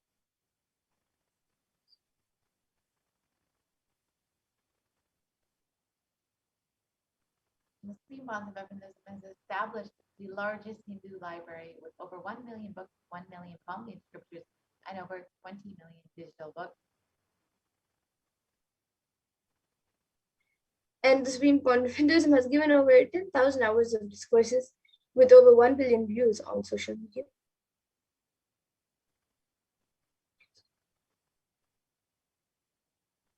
And the Supreme Concept of Hinduism is respected as the commentator of all sacred scriptures such as the Upanishads, the Bhagavad Gita, the Shiva Sutras, the Yoga Sutras, the Ashtavakra Gita, the Jain Sutras, and many more. And the Supreme Court of Hinduism has been honored as leader of Hinduism, the most awarded internationally recognized Hindu leader. And the Supreme Concept of Hinduism is acclaimed as one of the top 100 spiritually influential personalities, living personalities by Watkins Mind, Body, Spirit magazine. And the Supreme Court of Hinduism is the reviver of the sovereign order of Kailasa led by the Supreme Court of Hinduism, Bhagavan Nithyananda Paramashivam, and the Nithyananda order of monks, nuns, and the Hindu diaspora are working for global peace and to give a superconscious breakthrough to humanity. And the Supreme Concept of Hinduism is the establisher of the largest Hindu library in the world with satellite campuses in over 150 countries. And He is also the establisher of 1,000+ Kailas and enlightenment ecosystems. And is the Supreme Concept of Buddhism is the founder and reviver of over 107 Vedas. And various heads of many akhadas and mats have recognized the importance of Hinduism as a divine being and as an incarnation of Paramashiva. And the late Mahant Narendra Maharaj, the president of the largest apex body of Hinduism, the Akhila Bharatiya Akhada Parishad, the group of 13 akhadas and over 2 crore sadhus monks in India, welcomes the Supreme Court of Hinduism, Jagadguru Mahasatyananda Bhagavan Nithyananda Paramashivam, as one day the Supreme Court of Hinduism, Bhagavan Nithyananda Paramashivam Swamiji, is going to be called the Vishwa Guru, the Guru of the whole world. He is going to be the spiritual guide for the world, and peace will spread in the whole world. People are not yet aware of the energy of Swamiji in reality. Swamiji is the Swarupa, the form of Bhagavan, God, and we are offering prayers not just to Guru, but to an embodiment of Bhagavan. I am sure that Swamiji must have done intense tapas, penance, tapas in his childhood, and merged into God, as a result of which he is expressing his divine power to God.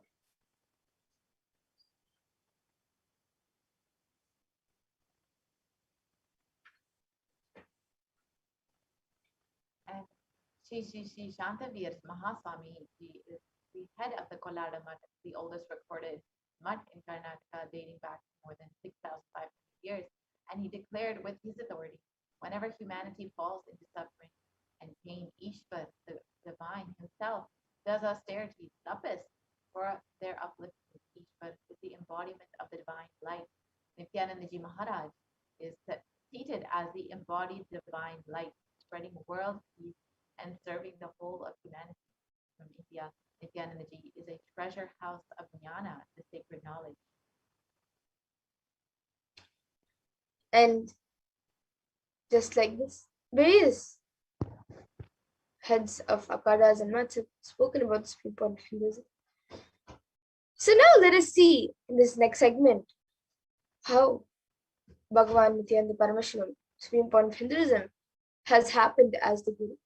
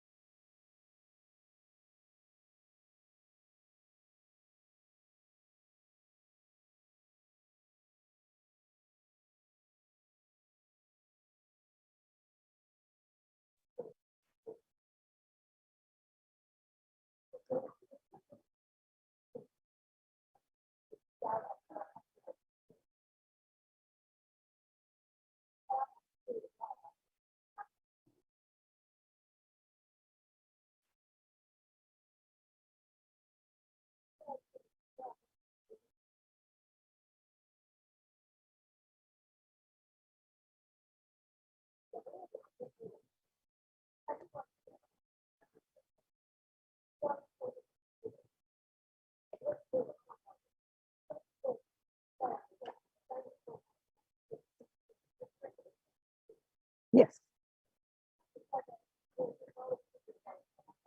Now, let's understand.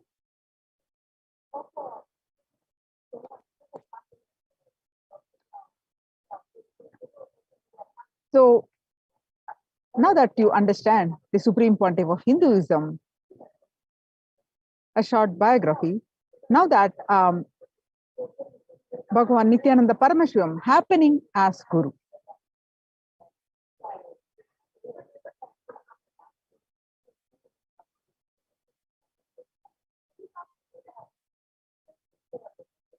So there is no specific reason why you act the way you act.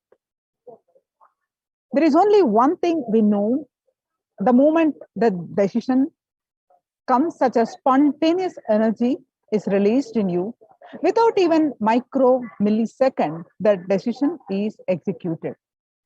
It becomes an action reality.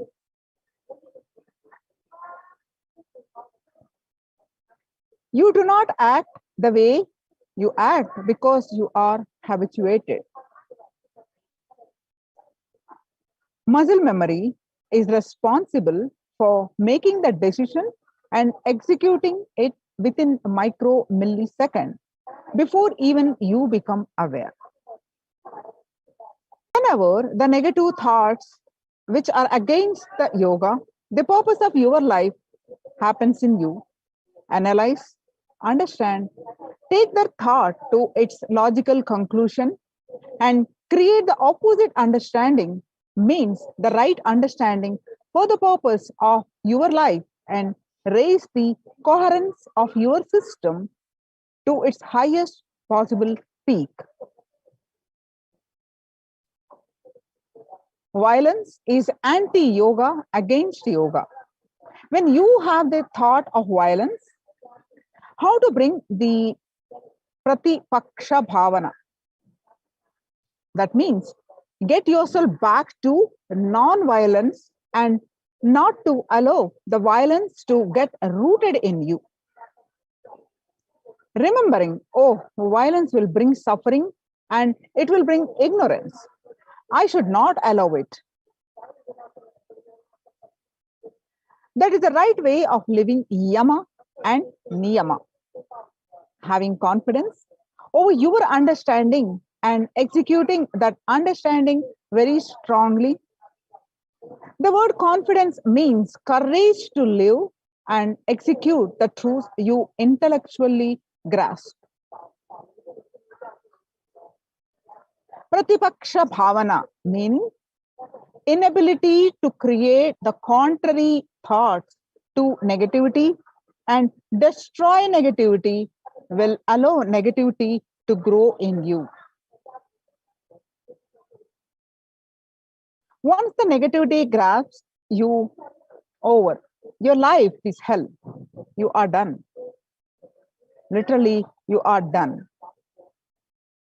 Whenever negativity arises in you, don't give up. Don't flow with it. Don't go with it. Again and again and again, stand up. Still, your muscle memories feel confidence. Ramana Maharshi says very beautifully that Ambula Kalvara Agattinil Pugumbudu Agattinilayo Arunachala. O Lord, when my five senses entered my house to rob me, where were you? Were you not in my inner space? So, when the negativity enters to rob you, immediately bring the security, the right understanding, right attitude against the negativity. Timing is very important. Timing immediately responding to your negativity. Catch the thief in right moment. The fear is nothing but the projection of negativity on the future possibility. It is not necessary you need to continuously project negativity or positivity on the future possibility.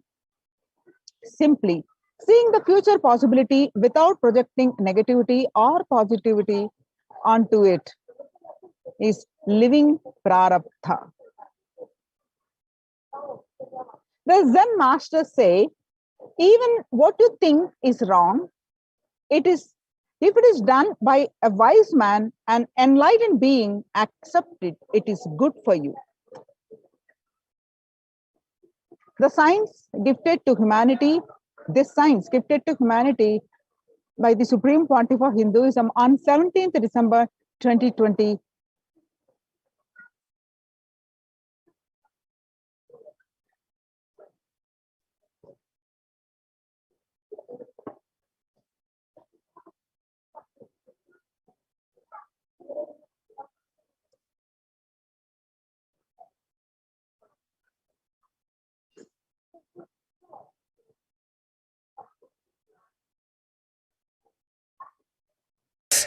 Coherence. You will be surprised. Today's sutra is the longest sutra in the whole Patanjali Yoga Sutras. Patanjali never utters more than 5 or 6 words in one sutra, maximum 5 or 6. Sometimes just 2 words, one sutra. Even there is one sutra, only 1 word. Here, he gives a full, long 2 line. Can say almost with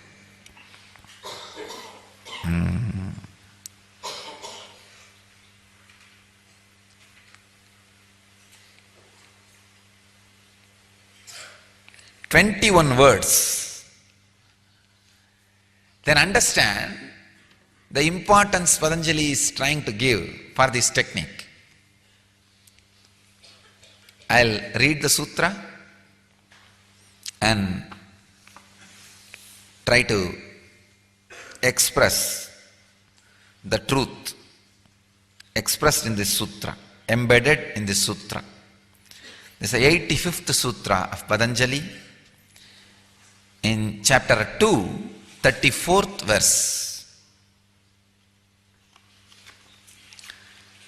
Vidarkaha himsaha adayaha krita karita anumodita krodha moha purvaka mrutu madhya adimatra dukkha ajnana ananta phala idi pratipaksha bhavanam.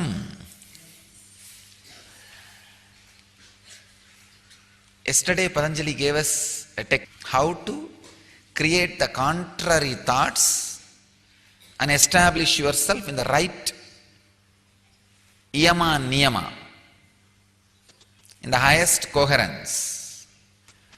Same, giving an example, because he doesn't want people to misunderstand. Understand? This sutra can be very easily misunderstood. So he is giving us an example so that we don't misunderstand. We don't miss it. Because just missing this one sutra, you may miss the whole spiritual practice.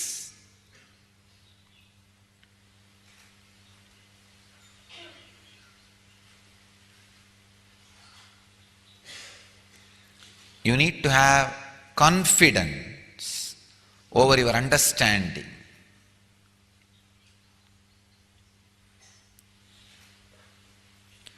Vivekananda translates this sutra as, the obstructions to yoga are killing, falsehood, and so forth, whether committed, caused, or approved, either to avarice, or anger, or ignorance, whether slight, middling, or great, they result in infinite ignorance and misery.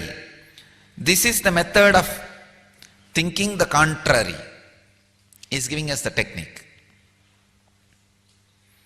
Swami Prabhavananda translates as, the obstacles to yoga, such as acts of violence and untruth, may be directly created or indirectly caused or approved. They may be motivated by greed, anger, or self-interest. They may be small or moderate or great, but they never cease to result in pain and ignorance. One should overcome distracting thoughts by remembering this. Swami Sachidananda translates as, when negative thoughts or acts such as violence are caused to be done or even approved of, whether incited by greed, anger, or infatuation, whether indulged in with mild, medium, or extreme intensity, they are based on ignorance and bring certain pain. Reflecting thus is also pratipaksha bhavanam. Each translation, if you see, they are actually completely from different angle. This is the greatness of Vedic tradition. We give freedom to interpret as per the understanding of an acharya. One funny thing, if you see, Swami Vivekananda translates this sutra in certain way. Disciple of Vivekananda, who belongs to Vivekananda Sampradaya, he translates this completely different way and has courage and guts to publish it, and people respect it. That is the amount of freedom we have. Understand? You can refute, alter, amend your guru's words. Vivekananda translates this as one way. Swami Prabhavananda belongs to the Ramakrishna order. Maybe after, I don't know, maybe 50 years of Vivekananda, he comes up with a new translation, sometime little slightly altered or even contrary. The greatness is, his translation is also accepted. In the same order publication publishes both books. That's the greatness of our tradition.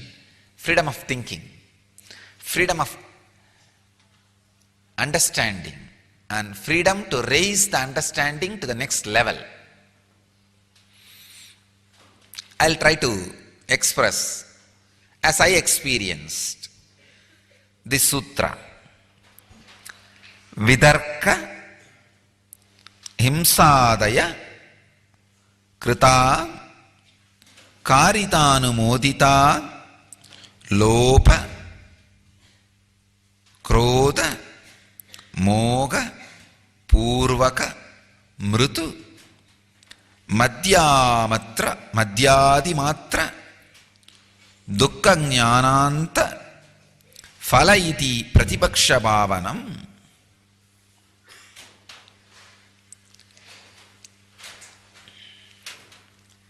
I'll tell you exactly how Raghupati Yogi, now I can remember the whole slide as it is, how Raghupati Yogi taught me this sutra. In Arunachaleshwara temple, place called Krittigai Mandapam, that was the stone mantapa where he used to teach me the yoga and yoga sutra. He was sitting on a wooden plank. I was sitting on some 4 or 5 pillows because he was trying to make me levitate. That's the way he will do. He will put some 4 or 5 pillows on bed and I have to sit on that and I will have to continuously do the pranayam. Once I intensely do the pranayam and stabilize, do the kumbhaka, he will remove the pillows one by one. Then I have to be in the air. That is the way he will teach the levitation. If I am getting down, when he removes the pillow, then he will stop and ask me to do more pranayama and kumbhaka. And then after he removes all the pillows, if I am stable in the air, then he will get his pet dog to sit under me. That fellow will be sitting under me, so I will have to be holding on to that air. I cannot release. I will have to completely lock the kumbhaka. Because if I release, I will fall on the ground and I will fall on that fellow and that fellow will bite me. So I will have to be just holding on. Or even if I land, I have to land in a very slow way. Very slowly, in a very subtle way, I have to release the air. Not even through the nose. I have to release the air through the kurma nadi. Means such sensitive prana. Through the middle fingers, I have to release the air. Only then you can land very smoothly. If you release the air through the nostril itself, you will just fall. Because nostril is a too big hole. So that has to be locked. The releasing has to happen through the kurma nadi. Means subtle prana. Actually, when it is released, it is not called prana. It is called apana. The air which leaves your system, other than the nostril holes, is called apana. through any part. If it leaves your system, it is apana. So, slowly I have to release and then land on the, I have to balance and land on the dog so that he doesn't bite me. So I was sitting on 4 or 5 pillows, and he had an old book in which the Sanskrit sutra will be there and Tamil translation will be there.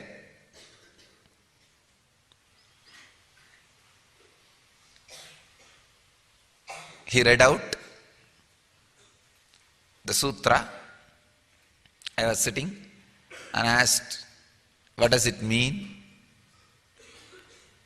And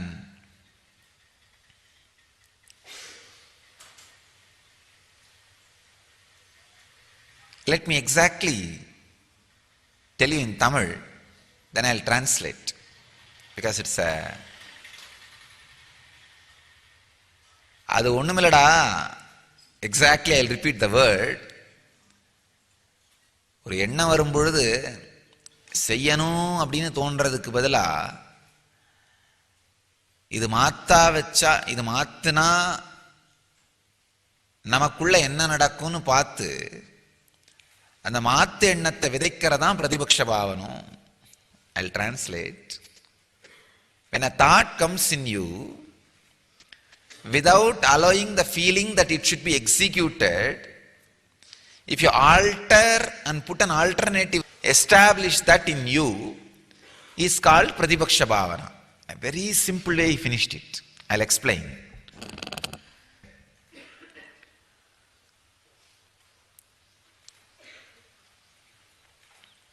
This is a one technique, one process which you can practice whole day.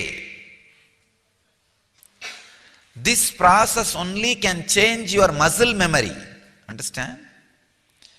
If you unclutch, practice unclutching, your mind will be transformed. If you practice yoga, your body will be transformed.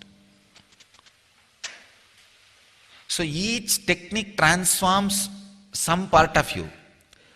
This is the only technique which can transform your muscle memory. Muscle memory means the part which makes the decision spontaneously to do any act and completes it before even you become aware of it. Your muscle memory is responsible for making decision, and without even micro-millisecond completing the act, spontaneously, before even you are aware of it. Please understand. As I was telling the other day, you do not act the way you act because you are habituated. No. You are trained. No. You have engraved memories. No. There is no specific reason why you act the way you act. There is only one thing we know. The moment the decision comes, such a spontaneous energy is released in you, without even micro-millisecond, the decision is executed. It becomes action, reality. See the funny thing. It's very funny and very difficult to understand. Grasping is such a difficult thing.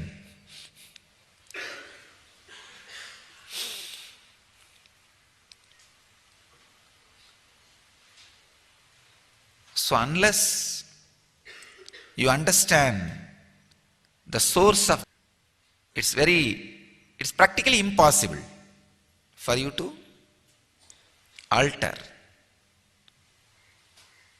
Muscle memory is responsible for making the decision and executing it within micro-millisecond before even you become aware.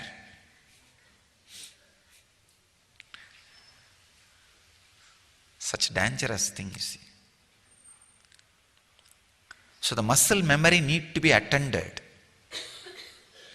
This is the only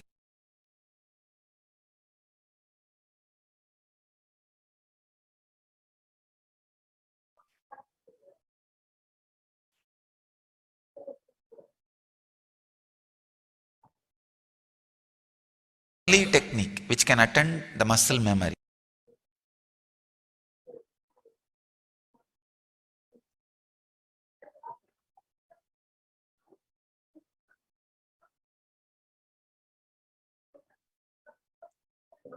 Yes, now let us do few exercises. Look into yourself and see where you close the doors for possibility. Sometimes learning a new language or learning something as swimming or cooking are things as grooming yourself, as simple as that. Look in where you close the doors for possibility. And you can make a note of this. And the second thing that you need to do is pen down the action your muscle memory took when the negativity tried to break you.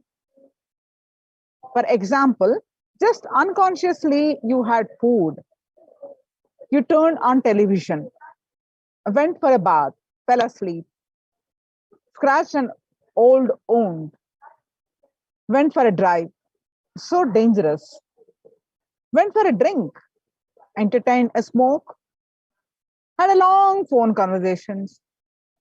Look in, catch yourself. Why are you doing? What are you doing?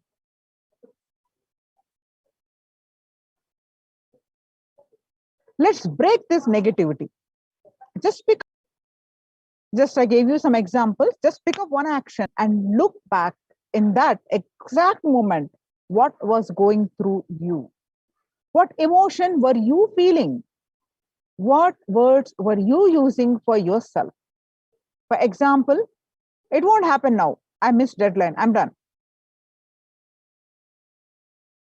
How often do you use these words for yourself? For example, when I do not meet my expectations, look in, catch yourself. Why are you doing? What are you doing? Then and there.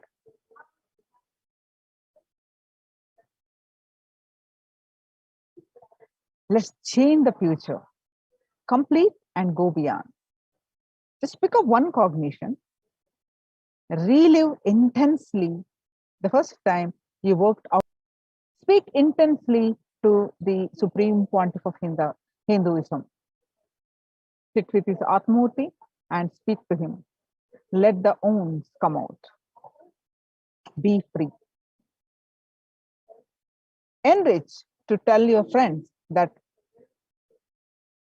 they might also be unconsciously addicted to certain habits that is stopping their possibility and impacting their health.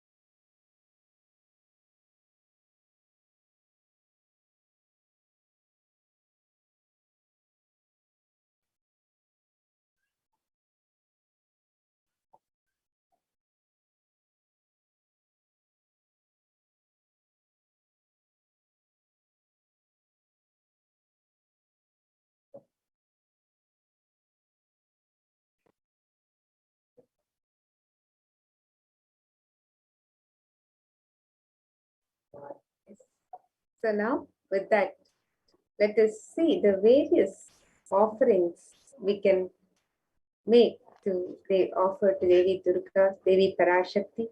Today, as we celebrate the Navaratri, we have just had the Durga Prana Pratishtapana by the Supreme Pontiff of Hinduism himself in the Adi Kailasha Nithyananda Sarvagnya Pita, Nithyanandeshwara Paramashiva Devalaya.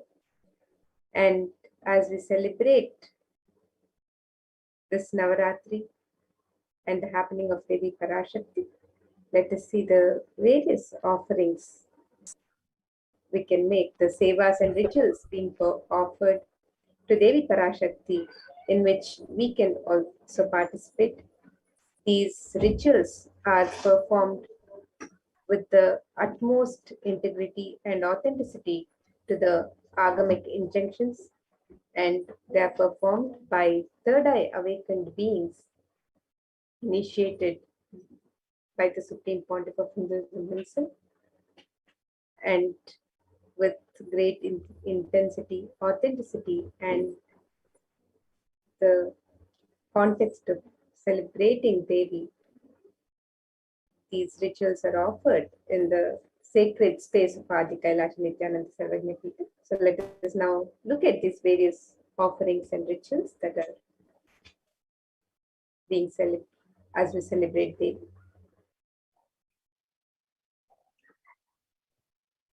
So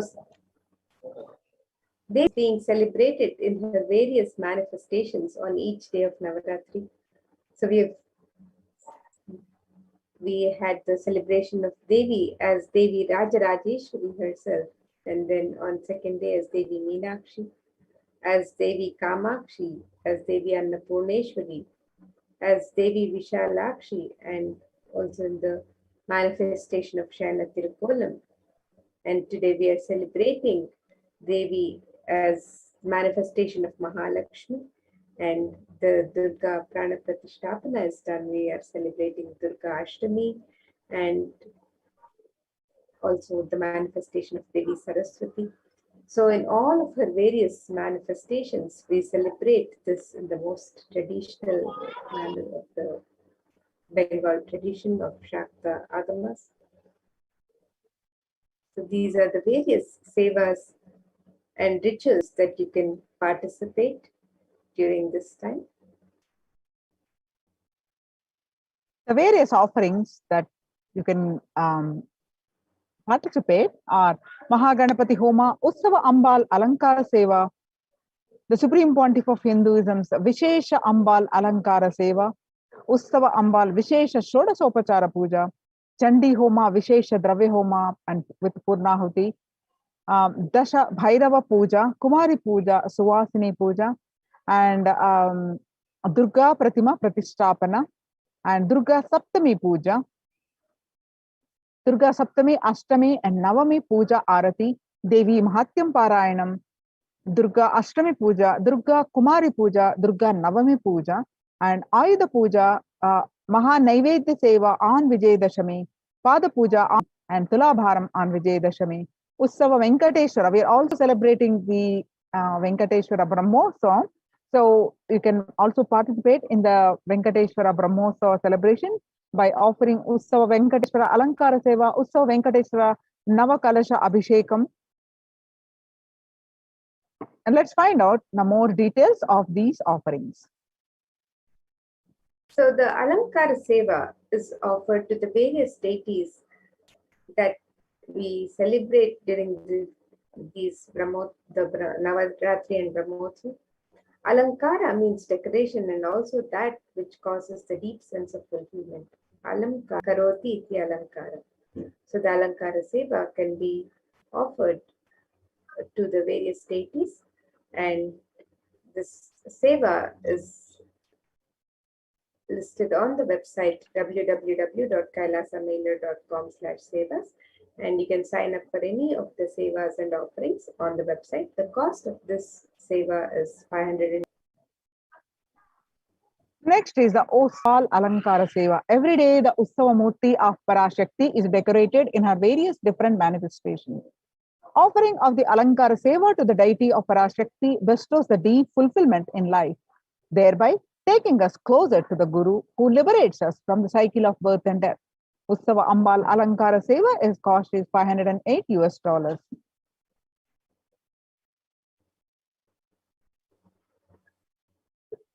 The next offering is the offering of the Swamiji Vishesha Ambal Alankara Seva.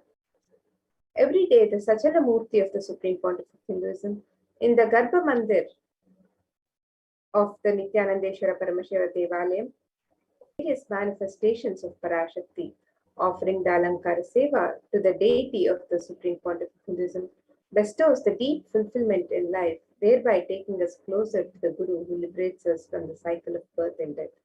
And you can make this offering of the Swamiji Vishesha Ambal Alankara Seva on the website www.kailasamailer.com/sevas. And during this time of Navaratri, Devi Paramashakti herself in the Devi Mahatmyam portion of the Markandeya Purana gives this boon to all the beings. She says, Ittam yada yada badha danavodha bhavishyati tada tada vatiryaham karishyamyari sankshayam. The translation for this verse: whenever trouble arises due to the advent of the demons, I shall incarnate and destroy the foes. So this is Devi Durga's commitment to all the beings on planet Earth. This is her commitment, Devi Paramashakti's commitment to all the beings. So as we celebrate her this Navaratri, let us see the various other sevas and rituals that you can offer and participate. Ussava Ambal Vishesha Shodasopachara Puja. The Ussavamurti of Parashakti is decorated in her various manifestations and is worshipped with 16 offerings that are favorite to Parashakti. As part of it, a simple Samputika Archana will be offered with the 108 names of her manifestations describing her divine qualities. Samputika Karana is a unique to the Shakta Sampradaya where two mantras are merged together to offer worship. A select verse from the Devi Mahatyam will be merged with the 108 names and the Archana is done. So the Ussava Ambal Vishesha Shodasopachara Puja is $1,008. The next seva is the Chandi Homa, Vishesha Dravya Homa and Purnahuti, which is offered every day of this Navaratri.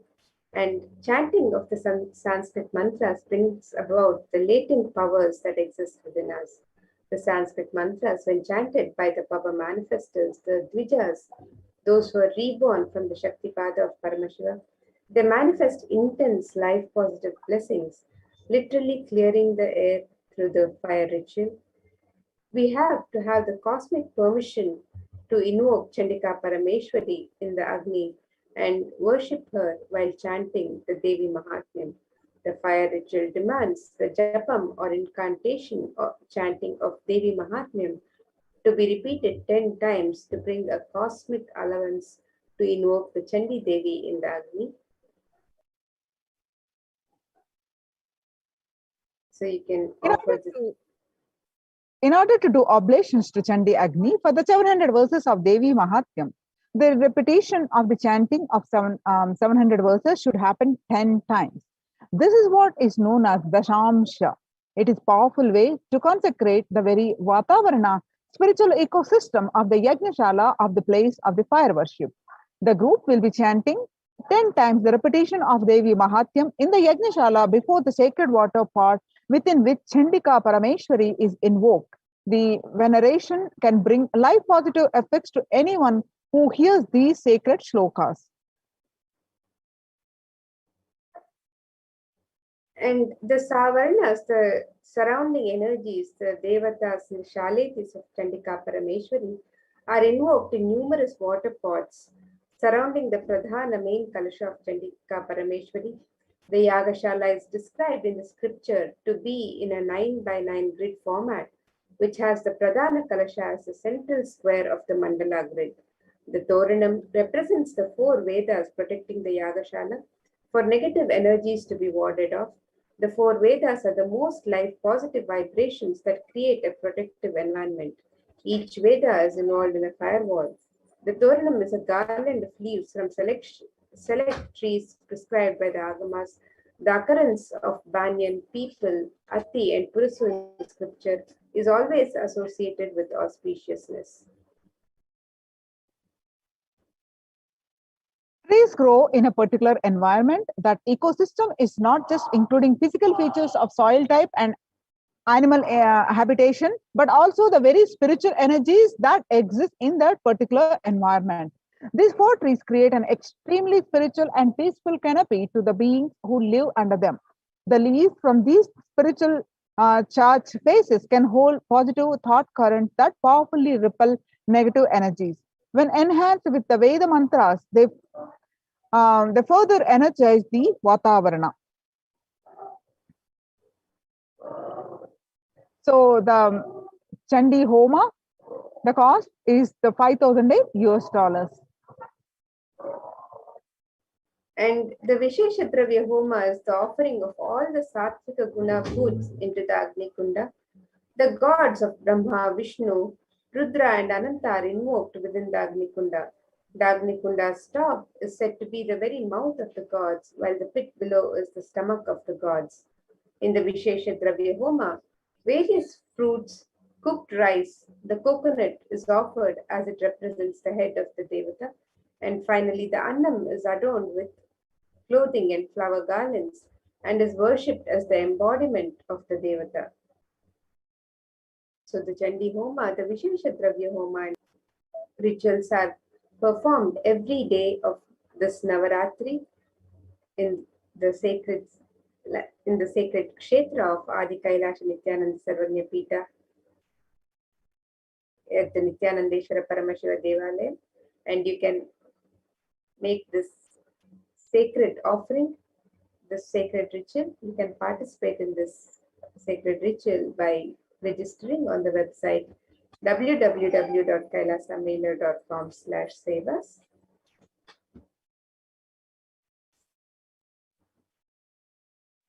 And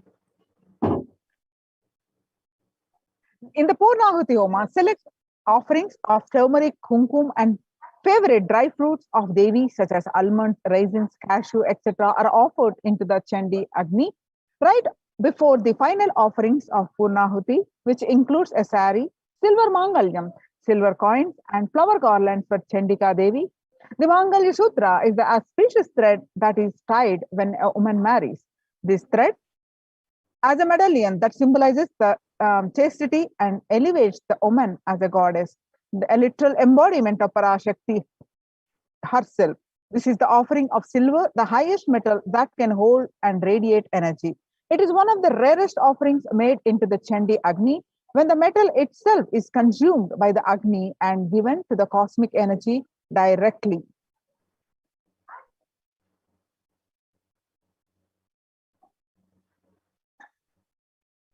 And the various benefits of performing the Chandi Homa is described in the Devi Mahatmyam. The Devi Mahatmyam chapter 12, verses 2, 4, 5, and various other verses describe these innumerable benefits of performing the Chandi Homa. And these verses describe that it can bestow the blessings of removal of all problems, avoiding all untoward happenings in life, avoiding bad happenings, poverty, separation from beloved ones, removal of fear from enemies, robbers and kings, weapons, fire and flood, saves from all epidemic calamities and all natural calamities. And without doubt, all troubles will be removed by Devi if this Homa is done during the Navaratri. The participant will be blessed with riches, grains, and children. One becomes fearless. Enemies perish, welfare accrues, and the family rejoices. And all of these benefits are extolled in the Devi Mahatmya. The ill effects of the bad dreams and negative influences of planets are removed. From the Devi Mahatmyam, chapter 12, verse 16. Planets turn favorite and results of good dreams manifest. And again, Devi Mahatmyam, chapter 12, verse 17. And Devi, verse 18 says, completion manifests in between human beings. And the verse 20 meaning is, from the chapter 12, the presence of all evil spirits are driven away. And all the world pleasures that are sought manifest, and also the supreme union with the cosmic mother happens. One becomes Siddha, the enlightened.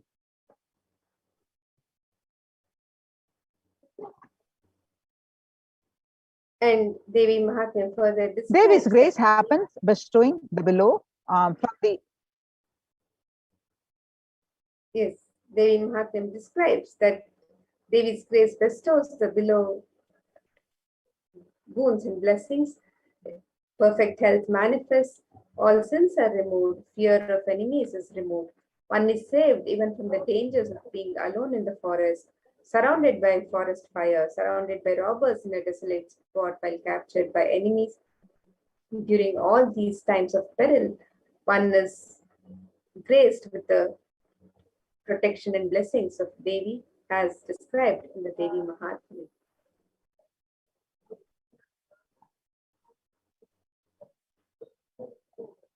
one is saved even from the dangers and protected by Devi, who chased by a lion or tiger, when chased by a wild elephant in the forest, when one is the target of order of a wrathful king, when one is sentenced to death and one is imprisoned, when boat by a tempest in the ocean, and one is the most terrible battle under the shower of weapons and all dreadful troubles.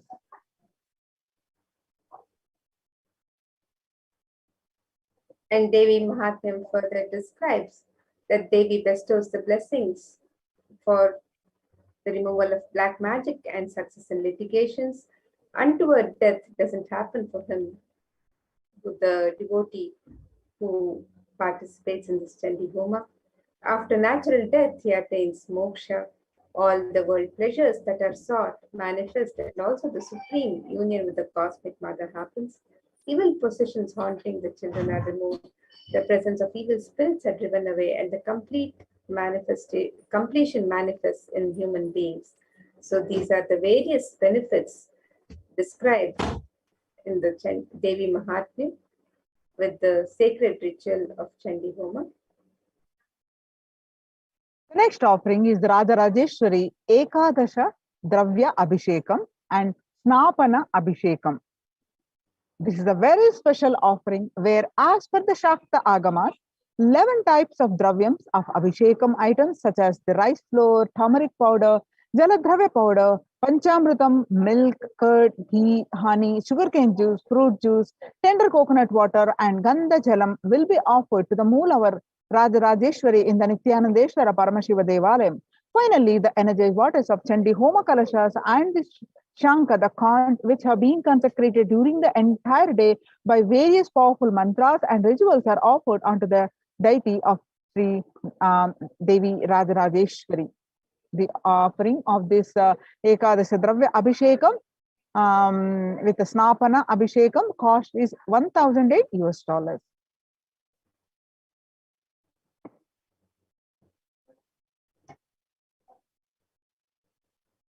And another sacred ritual that is performed during these days of Navaratri is the Kumari Puja, the Dashabhairava Puja, and the Suhasini Puja. This is the rarest of rituals when Devi Parashakti is invoked in living persons and worshipped. Through the initiation and blessings of the Supreme Pontiff of Hinduism, the 9 forms of Devi manifest in the women and the children present for the puja, and they accept our offerings and worship. Hinduism is a religion where everything is auspicious and is an embodiment of Parashakti. When one witnesses the worship of a physical body which is radiating Parashakti herself, the highest auspicious thought currents that occur in that person will be mirrored in our brain as well.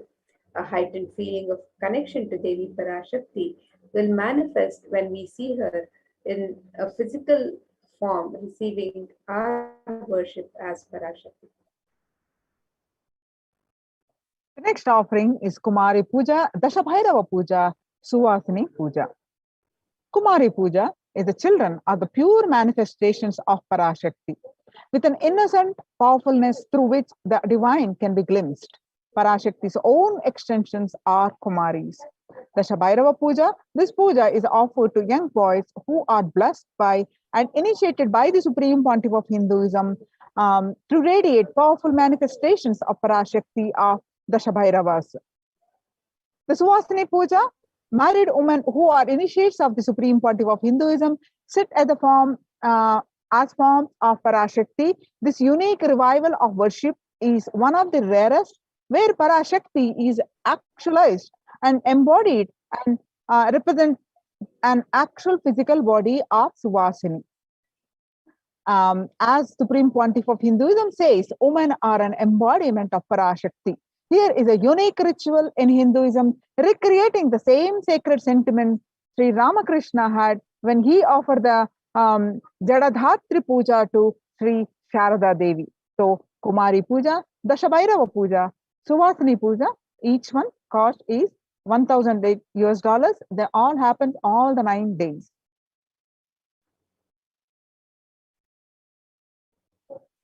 And the next sacred ritual is the Durga Pratima Prana Pratisthapana, which you have just witnessed. A few hours ago, the Supreme Pontiff of Hinduism himself has done the Prana Pratishtha of the Durga Pratima in the HDH Nithyananda Paramashivam. And this sacred ritual, the Kularnava Tantra, describes in detail the worship of Durga Devi, which is made out of clay. And the Agamic injunctions prescribe details on the way the clay should be procured. They describe exactly from which land the mud should be procured. These grand deities are made with the exact proportion as per the Shastras and are colored and decorated in the exact depiction of Durga Devi slaying the demon Mahishasura. This deity is an icon of Hindu feminism, where the cosmic mother, the cosmic feminine, vanquishes the mass negativity. And tremendous amount of energy lands when the Durga Devi receives Prana Pratishtapana by the Supreme Pontiff of Hinduism, Swamiji himself. And this sacred ritual has been performed in the land, in the Kshetra of Adi Kailash, just a few hours ago by the Supreme Pontiff of Hinduism himself. The next is the Durga Saptami Puja.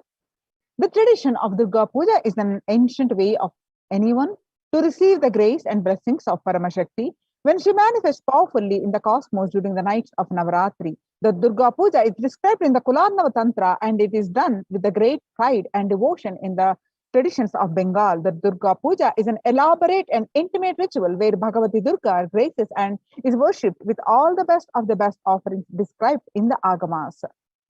The family of Bhagavati Durga, Ganesha, Subramanya, Saraswati, along with the respective Vahanas, are worshipped and is celebrated in the puja. This puja comprises of Mahishasura, Maha Snana, Shodachara Puja, Arati. These are the sacred baths, the elaborate and grand offerings, and the Arati, that is waving of the light lamps. This puja is described in such detail and done preparing all year. The Durga Saptami Puja, the cost is $1,008. And the Durga Puja Arati is offered on Saptami, Ashtami, and Navami. The offering of the Deepa Radhana is the offering of the flames in various covered lamps. The Gopura Arati is numbered, representing the 108 different nadis or energy centers in one's body. The Jyoti or lamp has the unique ability to dispel darkness. When we light these covered lamps and offer them to our beloved deities, the lamps awaken and align our energy centers to receive the darshan of the deities. The upliftment of our energies and senses through combination of lit lamps and the rhythmic ragas of Nadaswaram and Tawil take us to a surreal experience of deities' darshan and transports us to the authentic experience of Kailasa's ambience. So, this sacred ritual, you can sign up for this on the website www.kailasamailer.com/sevas, and the cost of this seva is $1,008. Next is Devi Mahatyam Parayanam. Devi Mahatya, the glory of goddess, is also known as the Durga Saptasati, Chandi or Chandi Pata. Describe the victory of the goddess Durga over the evil forces such as Madhukaita, Mahishasura, Dhumralochana, Chandamunda, Raktabija, Shumba, Nishumba. Devi Mahatma is the very definition of the nature of the Divine Mother. She is the Moola Prakriti, the root nature of all that manifests. She is the force that drives everything in the universe. Devi Mahatma is also the significant in that it regards various forms of the Devi. ranging from the fearsome and dangerous Kali to the benign and gentle Shri. As fundamentally unified, the 10 priests will be chanting the Devi Mahatyam, which makes it a total of 7,000 verses every day. If you would like to participate in this seva, the cost is $508 US. And the next offering is the Durga Ashtami Puja. This ritual is the recreation of the cosmological event when Devi Durga slayed the demon Mahishasura. The event when mass negativity was removed by Devi on the time transition between Saptami and Ashtami. This is the Sandhi. At this time, a grand puja is offered to Durga Devi, Saraswati, Ganesha, and Subramanya. When these cosmological events are recreated at the same time in history, the stars and celestial bodies are in the same position as they were years ago. The same possibilities of events happen. The same mass negativity will be attended to by the cosmic mother. These rituals are the times when the same energies of the cosmos manifest as a divine clairvoyance and clears the mass negativity from the planet. And Devi Mahatmyam Chapter 11, verse 24 describes Devi as Sarva Swarupe Sarveshe Sarva Shakti Samanvite. O Queen of all, you who exist in the form of all and possess every night, save us from terror, O Devi. Salutation be to you, Devi Durga. So you can sign up for this offering on the website. The cost is $1,008 US. The next is Ashtami Kumari Puja. Kumari Puja is the ritual done before the Devi Durga when a young girl is decorated and worshipped as the embodiment and representation of Durga Devi. This is one of the rarest pujas when the cosmic mother comes in the form of a young girl child to accept our worship and devotion.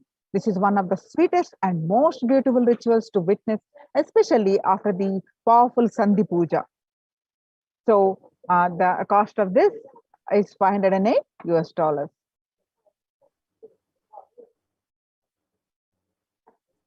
The Durga Navami Sandhi Puja and the Navami Home are offered on the Sandhi of Navami.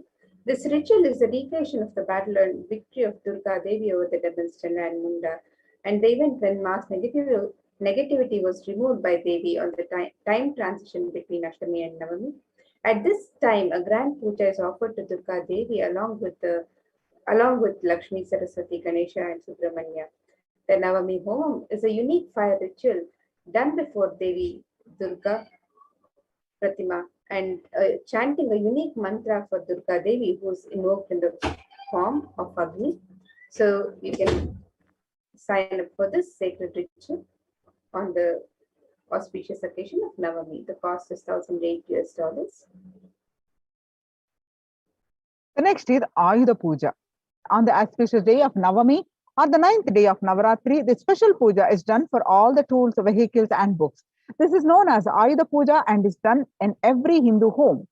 All the tools are washed and kept in an altar. All the cars are also washed and fresh sandalwood paste is applied on them and puja is offered. Special naivedyams and sweets are prepared for the occasion. This day, Paramashakti, who is present in all the tools and vehicles that help our lives become smooth and efficient. This is a day of rejuvenation where when all homes are cleared and all the corners of the homes and all the doors are refreshed with fresh incense and sandalwood paste. The Ayudha Puja cost is $508 US.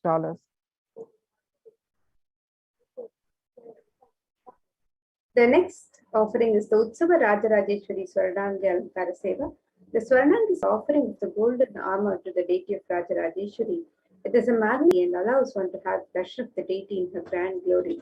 The golden kavacham is an offering of our love and gratitude to the deity of Rajarajeshwari in Kailasa's Nithyananda Paramashivam Devalayam, and you can make this offering of the Utsava Rajarajeshwari Swarnangi Alankara Seva for the cost of $508 US.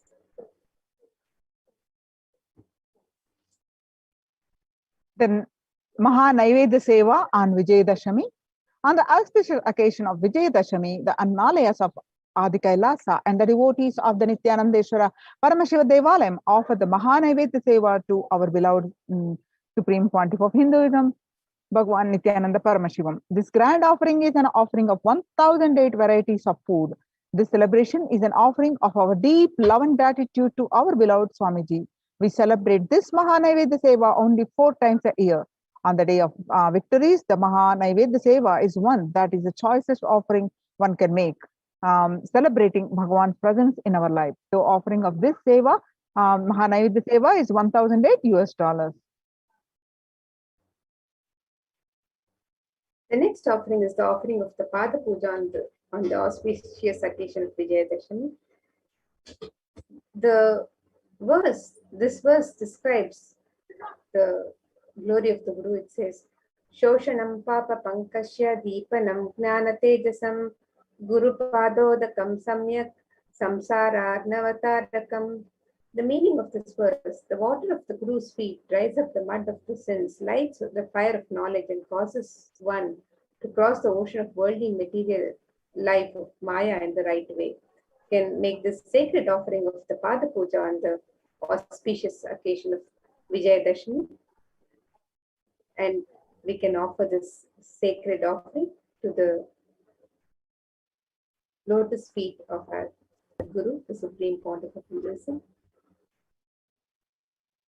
The next offering is Tulabharam on Vijayadashami day. Tulabharam is the ritual where material donations are made to Supreme Pontiff of Hinduism against the weight of his deity.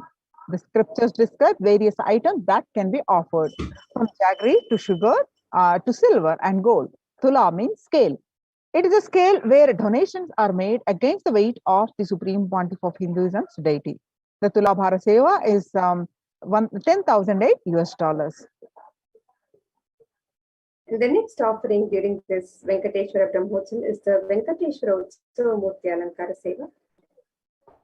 Offering of the Alankara Seva to the deity of Bhagavan Venkateshwara bestows deep fulfillment in life, thereby taking us closer to the Guru who liberates us from the cycle of birth and death. Every day, the Utsava Murti of Bhagavan Venkateshwara is decked in his various manifestations, gracing on various vahanas or vehicles. Venkateshwara is the Alankara Priya, the one who loves to be decorated with the finest clothing and jewelry, offering the most favorite treasures in the form of clothing and jewelry and flower garlands pleases Bhagavan Venkateshwara. And in this verse, which describes Bhagavan Venkateshwara, it describes Sahasra Shircham Devam Vishwaksham Vishwashambhuvam Vishwau Narayanam Devam Aksharam Paramam Padam. The translation of this verse: this universe is the eternal being, Narayana, the imperishable, the supreme, the goal, multi-headed and multi-eyed, the omnipresent, the omniscient, the resplendent, the source of delight for the whole universe. This is from the Narayana.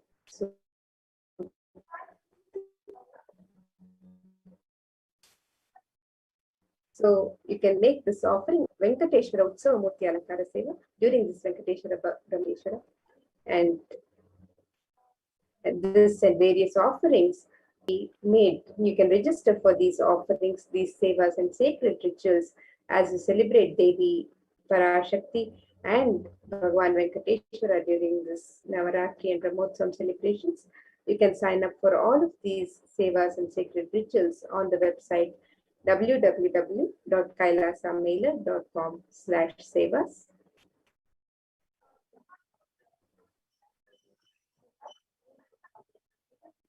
The next is the Ussava Venkateshwara Navakalasha Abhishekam. Every day afternoon, the Srivari Venkateshwara Brahmosam, the Lord of the Seven Hills, Venkateshwara Ussavam, is offered a cooling Abhishekam or sacred bath offering of a unique ingredient, which are all a favorite of Venkateshwara: Kshira, the milk, curd, ghee, honey, fruit juices, coconut water, and Chandana Jalam, Shadar Jalam, Haritra Jalam. This seva is a unique offering to please the Venkateshwara. When we offer this seva, we get the grace and blessings of Venkateshwara for healthy and prosperous relationship, health and well-being, abundance in wealth, purification from karmic baggage.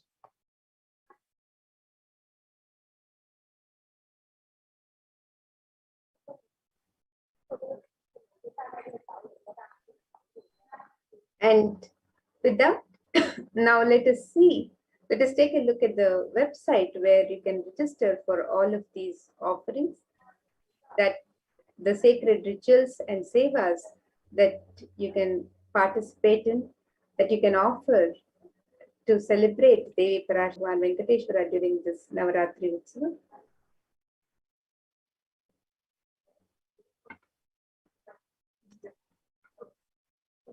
So let us now take a look at the website where we can make these offerings.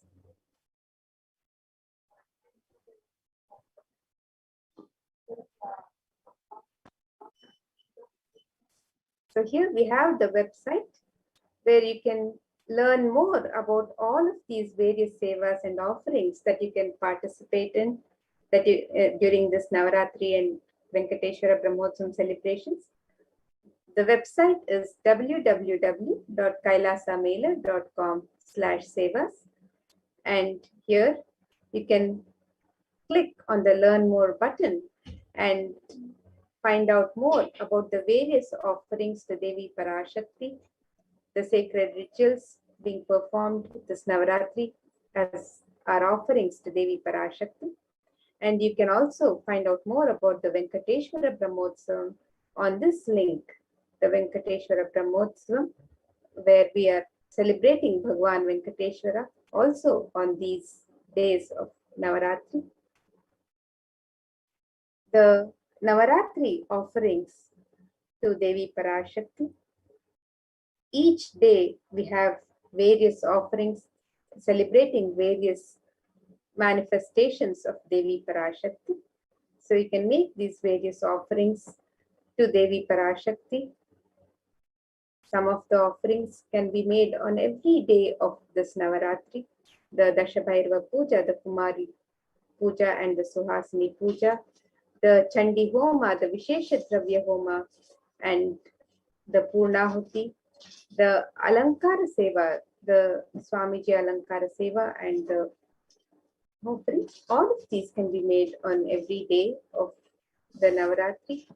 And you can also offer special rituals and offerings on the days of Saptami, Ashtami, Navami, and Dashami. So you can sign up for these various offerings on the website www.kailasamela.com/sevas and www.kailasamela.com/Navaratri has all the details of how you can register for these various offerings and for each day. So today we are celebrating Mahalakshmi, and we have the Durga Prana Pratishthapana that happened just a few hours before, and we'll be celebrating the Durga Ashtami and the Saraswati Puja, the Ayudha Puja, and the grand celebrations of Vijayadashami. So you can sign up for these various offerings and sacred rituals on the website. We also have the Venkateshwara Brahmotsavam, where we are celebrating Bhagwan Venkateshwara. And you can make the offerings of the Venkateshwara Navakalashabhishekam and the Venkateshwara Alankara Seva on all days of this Venkateshwara Brahmotsavam. And as we celebrate Bhagwan Venkateshwara and Devi Navaratri during this grand auspicious celebrations of Dasara, we will now be moving into the next segment where we'll be witnessing the sacred rituals from the Adi Kailash Nithyananda Sarvagna Pita, the Nithyanandeshwara Paramashiva Devalaya, where all of these sacred rituals are being performed by third eye awakened beings with the utmost integrity and authenticity to the agamic intentions. So let us now get ready to witness these sacred rituals and have the darshan of Devi Paramashakti and Bhagwan Venkateshwara and the Supreme Pontiff of Hinduism himself, who's incarnated as the Nijavatar of Devi Parashakti and Guru in our lives. So let us now get ready for these sacred rituals.